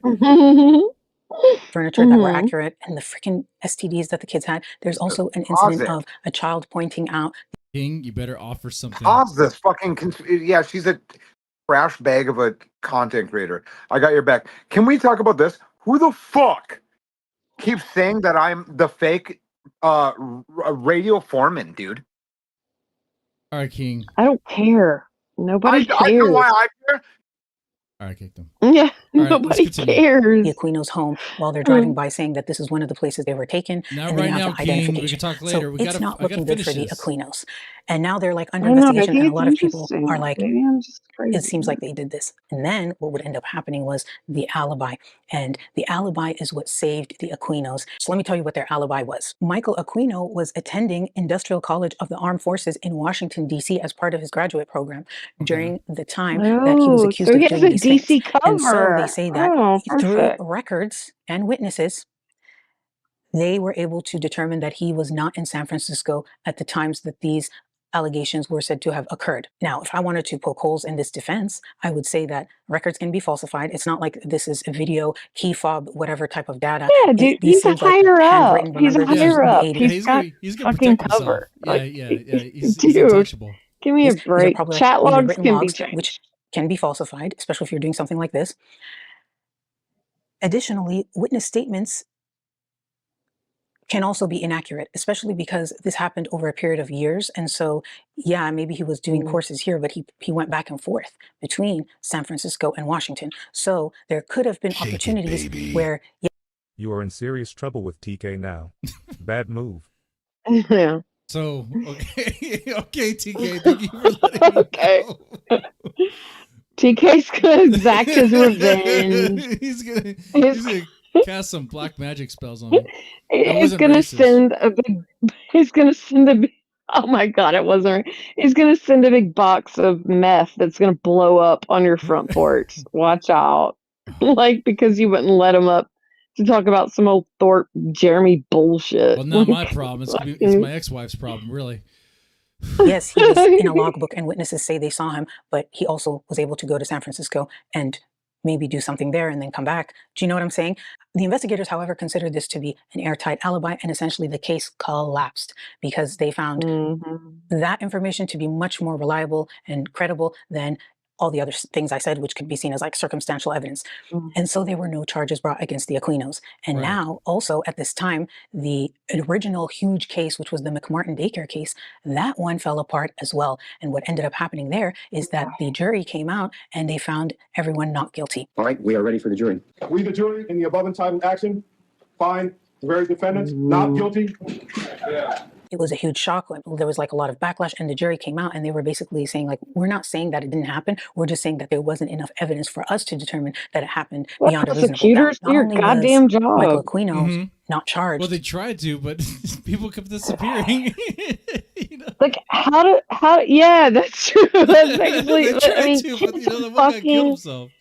Or supposedly. god damn it. But I mean, the kids have fucking chlamydia. Can we just probably look a little bit more into that? Like, how did that happen? It's like, oh, magic chlamydia. It just happens out of nowhere. We don't know what happened. It's, oh my god. So were those hearings televised? It kind of looks like it was, right? I wonder what the defense said. I wonder if we could find those tapes. I would like to, you know what? Yeah, Actually, that would be the good kids to look came into. to daycare with chlamydia already. They all did, actually. They're very sexually it's active not a- 4-year-olds. it's We not just a didn't know. Yeah, it's not a reflection of the daycare. It's a reflection of the community around us. You know? The parents just let them be loose around the neighborhood. They were just hoeing it up around the neighborhood. Like we can't stop that. It's so But Gary crazy. Hamblin, Like, his charges were actually dropped. They said that they were too vague and whatever. So this whole concept of satanic panic began to take shape. And it was the media that was talking about it too, being like, this is very dangerous. It cost us a lot of money. Remember, this is the most expensive trial in American history. So taxpayers and stuff are upset. People are like, we just wasted a lot of money. Also, these are not accusations to be made lightly, and they have like they're life ruining, and so they're like, you're wasting people's money, you're ruining people's lives. Tons of daycares shut down. People didn't want to put their kids in daycare. The accusations, even though they were dismissed or whatever, it's still, they had the stain on them, so their businesses were ruined. And so now, if you're going to take the PSYOP theory, right, you have convinced the enemy they will lose before they even start, and that you will win the war. Because if it really happens now, you know that if you go and you say that this was satanic ritual abuse, you're going to look crazy. And I'll admit, as someone who didn't know anything about this history and who only heard about like people making these accusations being crazy, anytime I would start hearing satanic ritual, anything, I'd have an internal eye roll. Like, yeah, that's so far-fetched. And like as if this person is, and I'll be honest, my like reaction would be like, this is a very overly religious person who just believes that everything is satanic. yeah. That's what I would ask you, Dead Man. Can I ask you something, Dead Man? Sure. So you're like into metal and stuff like that, right? Right. And I mean, you're only like 3 years younger than me, I think. So like the satanic panic thing, like, did you have that? I mean, you were into metal, right? Right. Yeah. Yeah. I mean, so did your parents? Yeah. My parents didn't really want me listening to like, like Slayer or Metallica. They thought it was kind of weird. So and they had problems with like Ozzy Osbourne or whatever. When I started listening to like White Zombie and Rob Zombie and stuff like that, they're like, "Oh, that's satanic as well." But they wouldn't stop me though. I mean, my parents weren't that devoted. My dad really didn't go to church that often. My mom went more than he did. But yeah, they definitely said it was like evil, satanic, and all that stuff. Did they like restrict your media? Because I know like my parents were like, no, you're not watching TV that has this or that. Like Married with Children was like, they were like, that's trash. That's such trash. Okay. Or like they did restrict that. Married with Children, no. They didn't like me watching The Simpsons because like Bart would say, eat my shorts or sucks. The word sucks. Yeah. Like my dad hated hearing that. So I just wonder, like, if your parents were like, it sounds like your parents were like mine, and if they were like raising us during that time where the satanic panic was going on, I just wonder, like, if that shit was going through their mind, like, oh my God, the media, this, and you see what I'm saying? Like they were being subjected to this kind of, like, oh, satanic panic, like, all that kind of stuff. True. But yeah. Okay. Well, now I understand you were raised like me. Oh my God. Look at that. I didn't even know anything about this case. That's how much it was like perpetuated in the media and how it was framed. I didn't even know the concept of satanic panic. It's just like in the pop culture. And the thing is, I don't think that it's maybe super rampant. I don't know. But I also don't think that it like doesn't exist, because there's crazy shit. There's always stuff that exists. If you take the PSYOP theory, the idea is that these non-credible things were created to set the scene for an environment where when another accusation that is similar is made, it would be discredited from the beginning, was the idea. Yes. And so when you look at the PSYOP paper and how much there's emphasis on starting before like they get to the Epstein battlefield. Island. Yeah. And if you think about the fact that this paper was written in 1980 and that book Michelle remembers came out in 1980, and the first accusation was made in 1983 by that mentally ill woman, could that first accusation have been created as a PSYOP? That woman was somehow tricked or coerced or manipulated into saying that, starting that, knowing. Probably, yeah. And they're probably using the same tactics now. Like Epstein Island, everyone knows about it, so that's dead. Now there's probably some new Epstein Island or some form of it that we don't know about yet. Well, I think the whole thing is like what she's saying is it seems so incredible. It's like, no, that could never happen. Right. I was watching the whole, it's like, no, that could never happen. That could never happen. But it is, and they just throw it out there as like, oh well, you just kind of discredit it. And they even put like information out there that would be like so outlandish and so crazy that like you'd be like convinced that it's not going to happen or it's impossible. Like it's probably just made up. They want you to think that so that you apply that same idea to everything else and just throw it all out. Yeah. And it allows them room to do that. Yeah. Throw out the baby with the bathwater. But in this case, the baby is Satan. The big baby. Well, I will not throw out the big baby, but I do know what you're saying. Yeah. Knowing it wasn't true, knowing it would be discredited. According to the kids who were making allegations about Presidio, they were saying this was going on for a long time. So if it was happening at that time and this was about to come out, could this have been the approach to discredit the allegations before they ever came out? And being in control of the narrative instead of it coming out on its own? When you look at it through that lens, it seems to play out in the way that it was intended to if it was a PSYOP.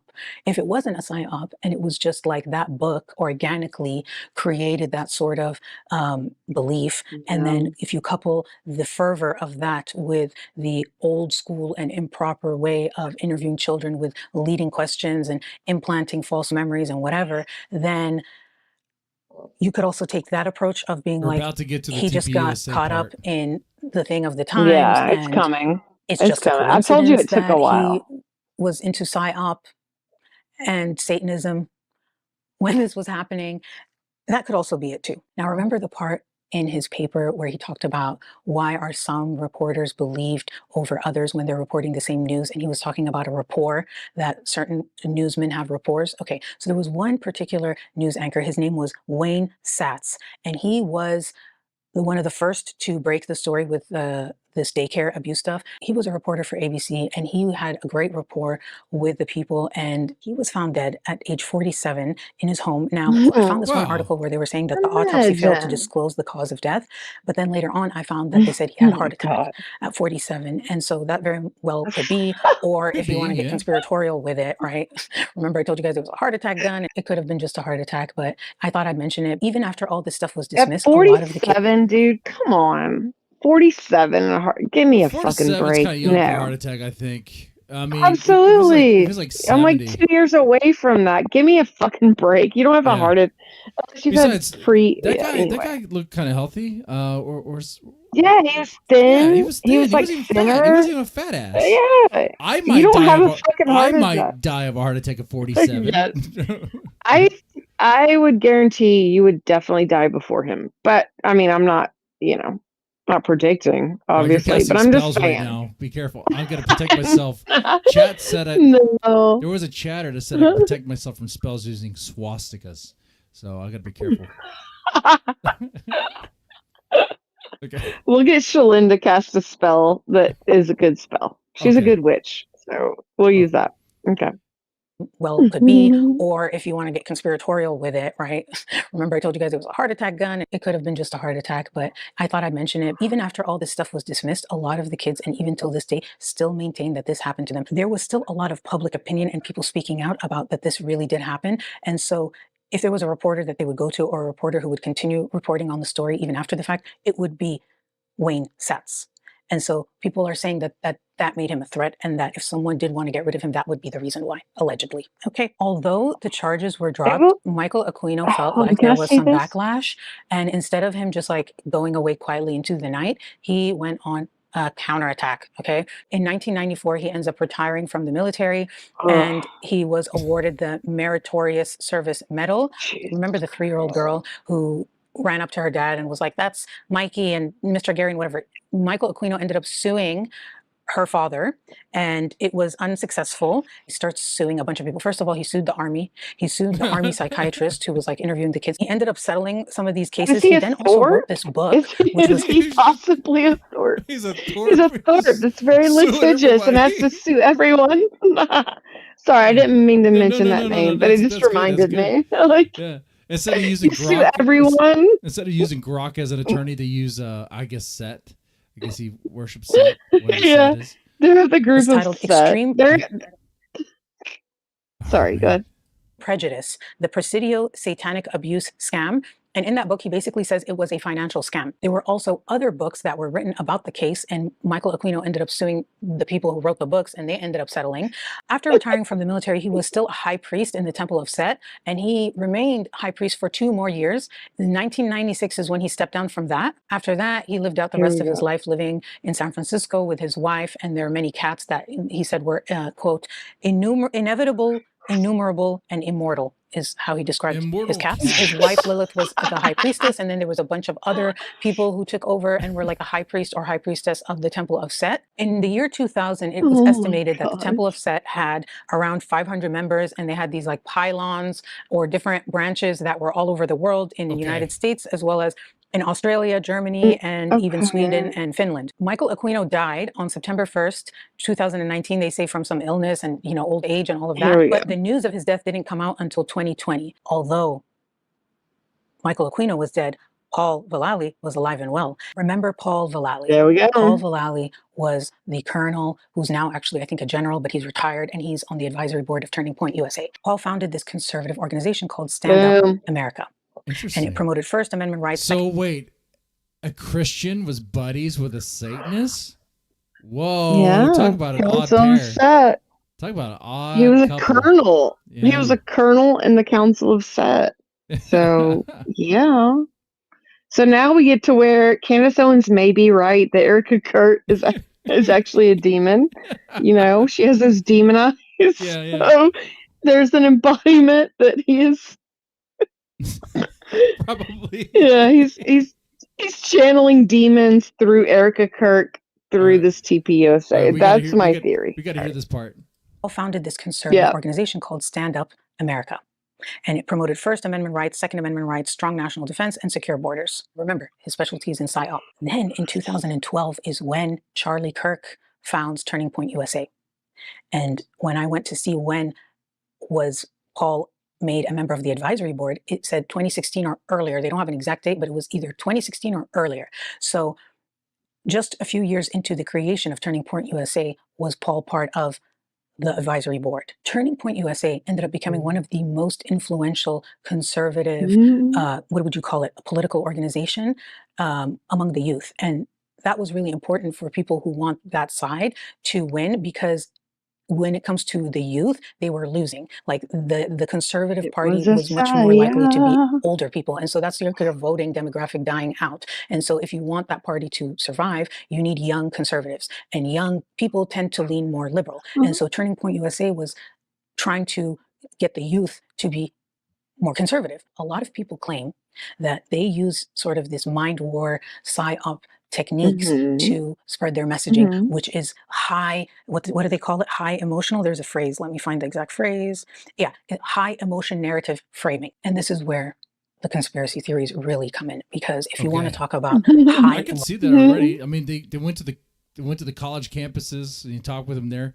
You see those videos where they're debating Charlie Kirk. Of course, he would just pick some like randoms would just come up to him who, I don't know about you, but when I was in college, I wasn't really thinking about world events really are that thoroughly. You know, I was just worrying about getting high. And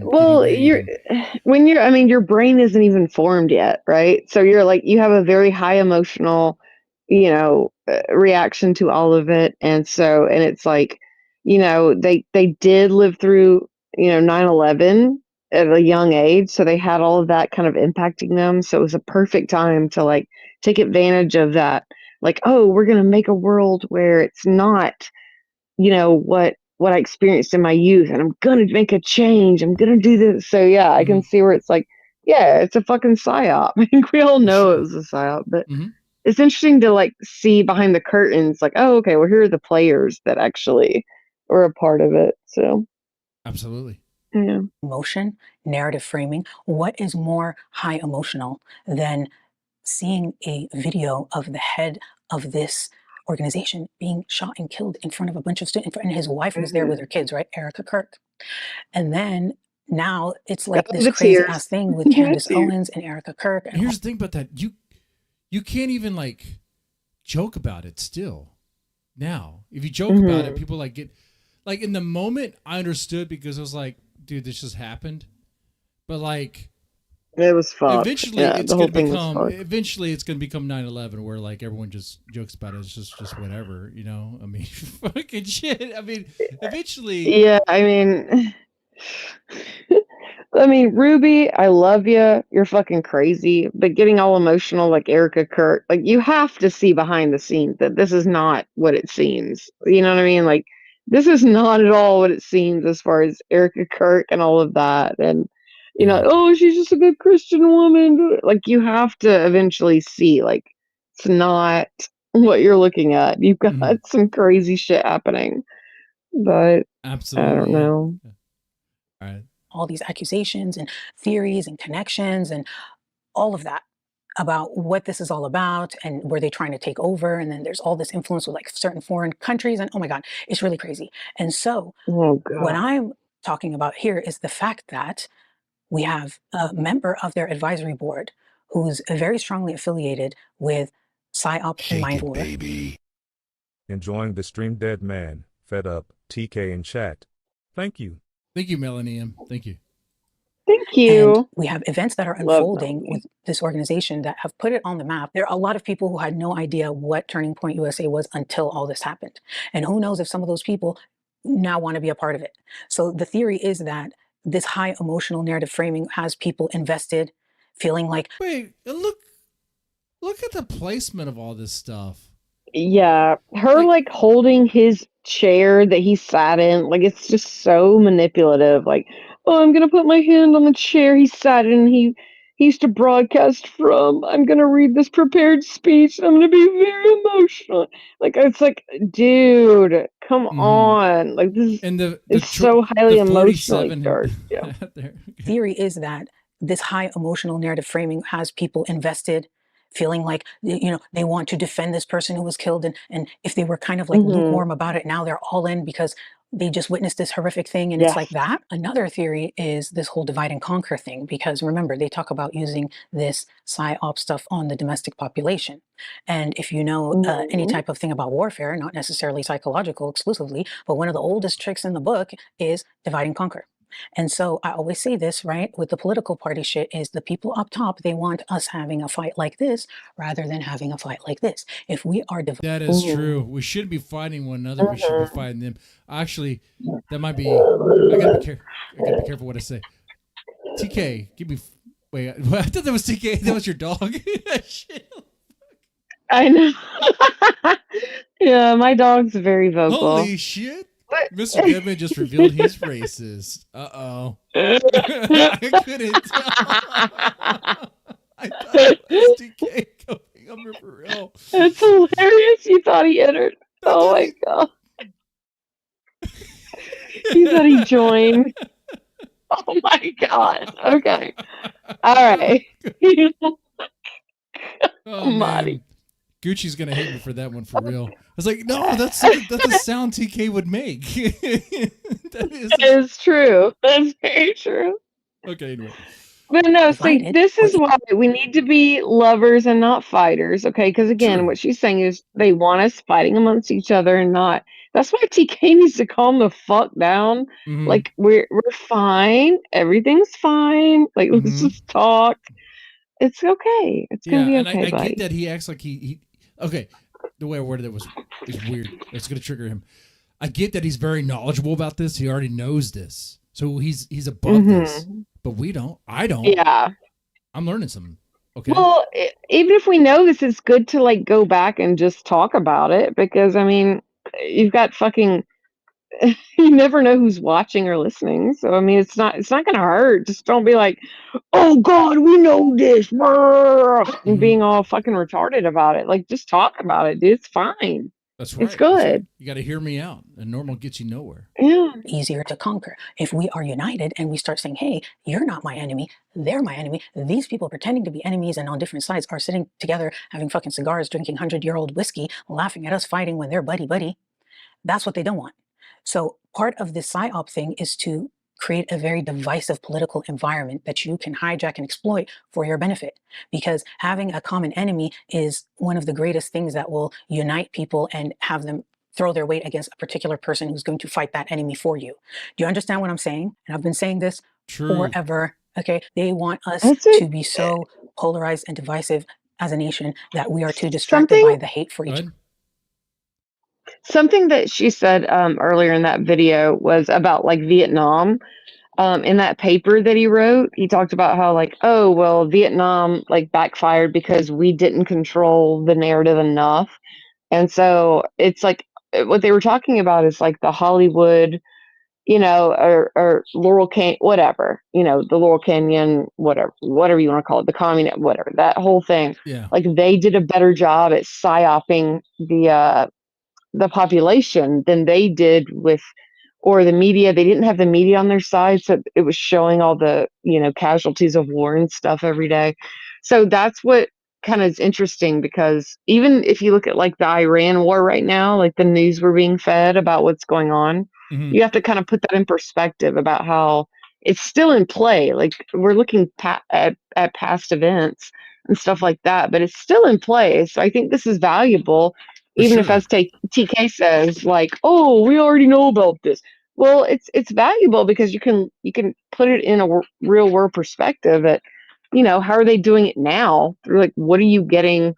I don't watch like media really, like, the news and shit, but just kind of looking at it through that perspective. I think everybody can benefit from just thinking about it. So, absolutely. Fuck you, TK. Fuck you, TK. TK, we got like 1 minute. Each other to actually focus on what's actually the problem. The problems are with the powers that be, not you and me. Okay, look That's at right. the freaking Epstein shit, right? They're all hanging out. All these people you think don't get along, they're all friends hanging out. Yeah, They're all and someone's gonna be like, well, Trump was on the list too. I know Trump's on the list, and he belongs in the wood chipper too. How about this? Everyone who's gone to that island and hung out with Epstein, how about they all just be be prosecuted for their crimes? Yeah, for being side by side with Epstein. I mean, Melania, all of them. Don't be like, oh, she's so high class and she's so stylish. Like, no, fuck her too. She was there. Don't tell me she didn't look around and see what was going on. She could have reported shit. Fuck her too. Yep. Fuck all of them, dude. They were all doing the complicit. nasty shit together. So, yeah. Absolutely. So why are we fighting each other? Or it could all be just a coincidence. He could just be on there and have really written this paper, but nothing came of it. And he just wants to help the youth and advise. And that was just a horrible thing that happened. And it was organic. It was what's that guy, Tyler Robson, who did it, and just some crazy guy. There's some theories about whether or not he was actually able to do it and all this stuff. I haven't really looked into all that. I don't listen to Candace Owens all the time, only like snippets. Anyway. Yeah. So yeah, that was the about Michael Aquino. Okay. So yeah, that's thanks for knowledgeable. letting me comment. Yeah, no problem. No problem. All right, King, if you're still there, I mean, we can just do the open crazy panel, whatever. I know you guys wanted me to watch Miss Hayes. That's fine. I can do that. Play this. You didn't link anything. You can only link it if you're a mod or something. I'll make you a mod so you can send a link. Oh my God. I just gave Matt mod just so he could send a link. I think he's trustworthy for a bit. I think he'll be okay. He'll be fine. He won't. He'll probably just ban Lalo if anything. Well, now that that I gave won't him the be. idea. Yeah. Well, he's easily the most bannable person. He's just fucking intolerable. It's the worst. All right. So if I go to Miss Hayes' channel, she's live right now. So, I guess she was saying something earlier. There's her feet. I didn't respond. We didn't talk at all on the 8th. The 9th, you text me checking in at 9. There's her feet. I text you back at 10. You text me back. I text She's you back. talking about Grace. Me back. I text you back. I guess she was talking about this the whole time. Yeah, our last interaction was the 9th. I have to crank it up full volume. The 9th. It's so far away from So her. the 9th, and then today is the 12th. So, and you have reached out to me. You reached out. She was going over Grace's DMs to her. 10th, once, twice. But go Yesterday, earlier on. once, Let me see if she talks about it.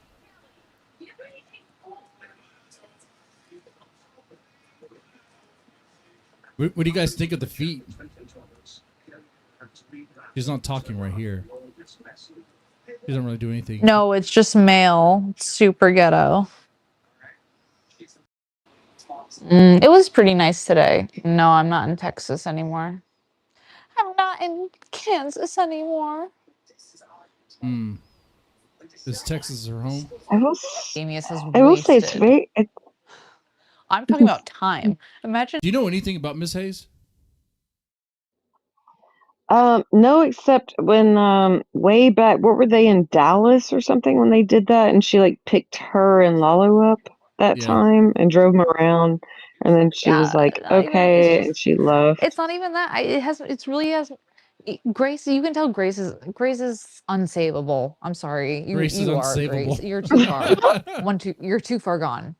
I like that. I'm gonna back that up. What's a 180 from what she was talking about on your last stream when you covered her, and she was like, yeah, I'll meet up, whatever. And now she's like total 180, like, nope. So she's unsavable. Miss Hayes, friend of the show. I like her. She seems very friendly. She seems very nice.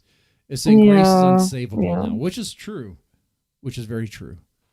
It's true. At least until Ben dies. But yeah, but then she was just. But at that point, she might be too old for her simps to take care of her. Well, Damius will keep paying her till she dies, trying to make her. He's like trying to coach her to make content that he wants. So I'm sure he would still support her. But for sure. All right. And I think Miss Hayes. Yeah. It's not even that. It's really has. Grace, you can tell Grace is unsavable. I'm sorry. You are Grace. You're too far. You're too far gone. But no, like literally, like your heart is black at this point. Heart is black. How could it not be? Black as coal. Ben is black as freaking coal. Look at that. Oh, black Lord. as these socks. Even a socks. stranger. Yeah. Yeah. She's all about the angles with the feet. I was, good for her, I guess, but I would just feel weird about that. We seeing Damius over there trying to change your mind. Pfft. Okay, good luck on that. It's your father.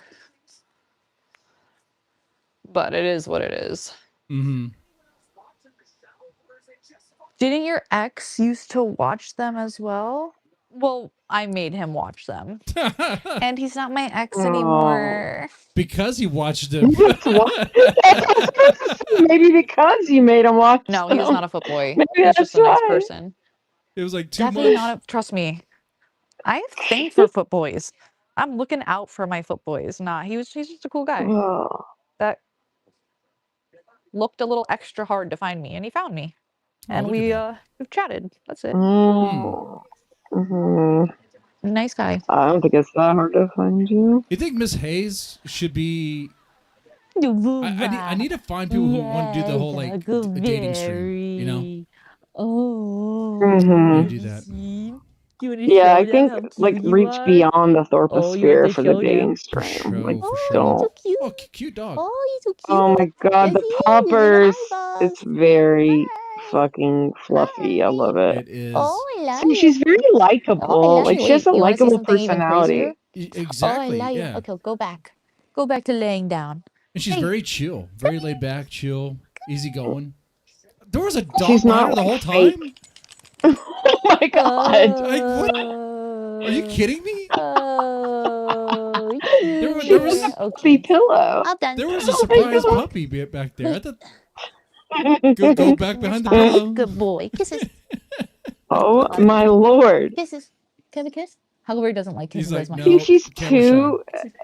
The thing is even though she's a foot girl, she's too normal for the Thorps. Yeah. Do you know what I mean? Like, True. she's too normal for the Thorps. She's like regular. Hi, John. Like, John. Yeah. Please tell me you have even though something she for does me. foot John, content, please send she's me too normal. $10 to take off my socks. Guys, I'm not even gonna lie to Hey, you. you gotta I make the money know. somehow. I was Gotta actually make the money planning somehow. on getting. I mean, hey, if I had people who buy my feet pics, I'd sell them. Oh yeah, we have a whole plan with Whoa, Snail chill. for uglyfeet.com. You're chopped. What we're gonna do. Okay.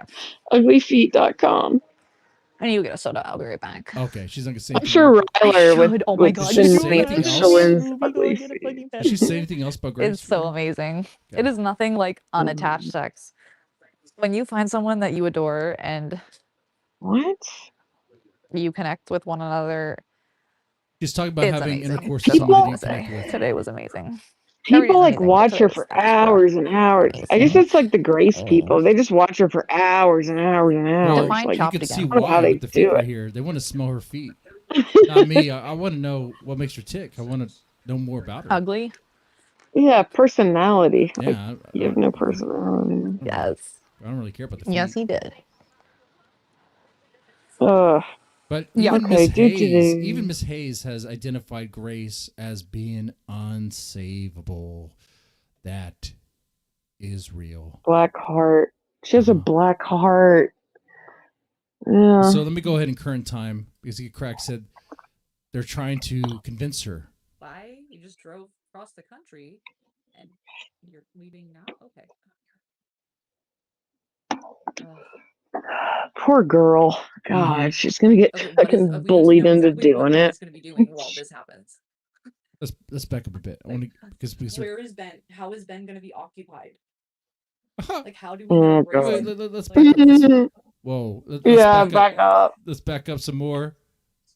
Trying to convince her to meet up with Grace, and she's like, "But where's Ben?" Like, everybody wants to know, is he gonna be away? Uh-huh. It's basically just like a permanent tent. But it's pretty cool. Don't hate on the yurts. I do remember the night that I slept in it though. I woke up, it was absolutely fucking freezing.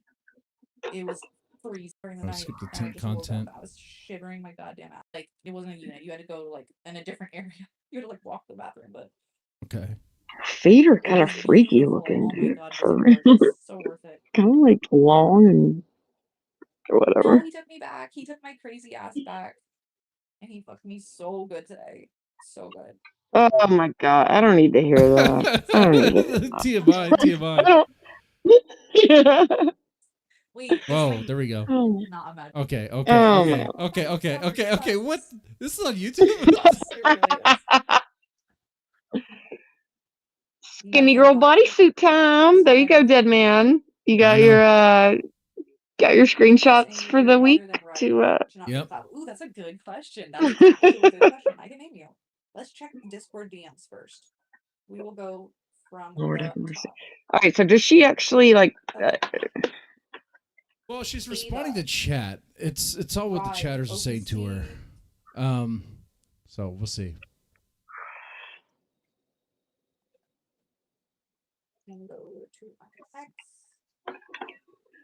you need 1.5 on all these people? I know it's 1.25.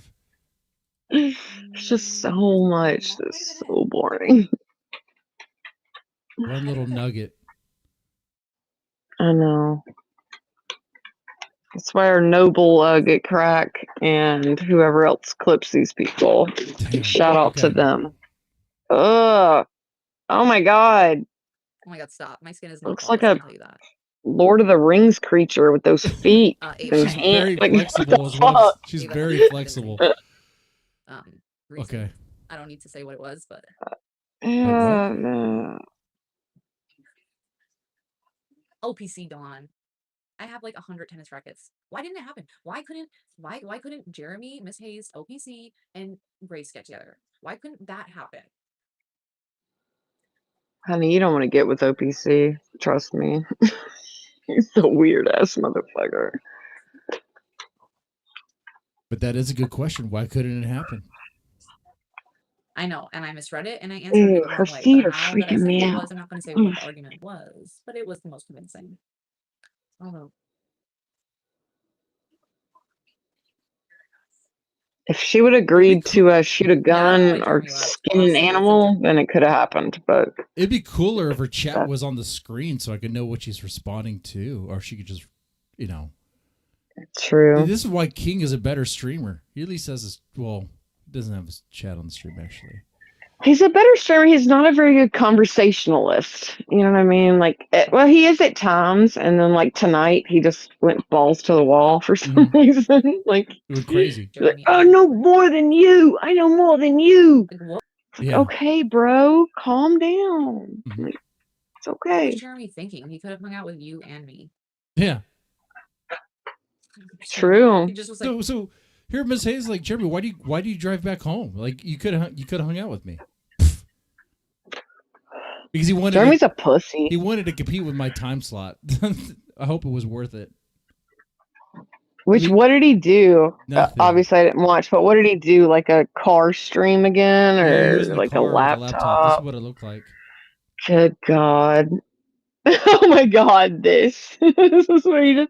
So he watched who's on the screen? He watched me. Oh my He God! watched me watching that Mr. Drip Man. Watching me, watching you. Mr. Drip Man. Like, That's what right. is he That's right. His name's Mr. Drip Man. So, but That dude is fucking crazy. Look at that lens flare, though, man. I can't compete with that. Look at that Michael I Bay know. lighting right there.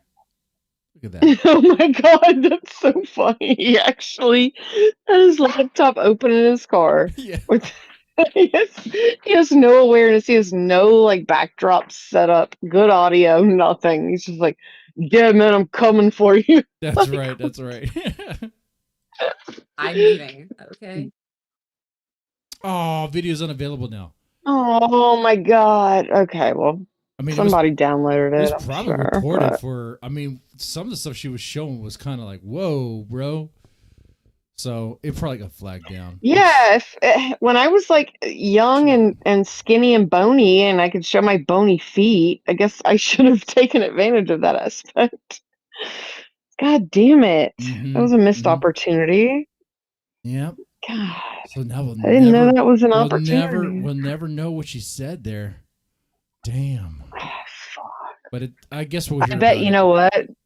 The way the Thorpes are such fucking snitches, I bet they reported her for something just because, like, she said something bad about them or, something bad Well, about Grace. They were like, report. If they're not playing ball with them the way they want, they just report. They're Yup. freaking narcs.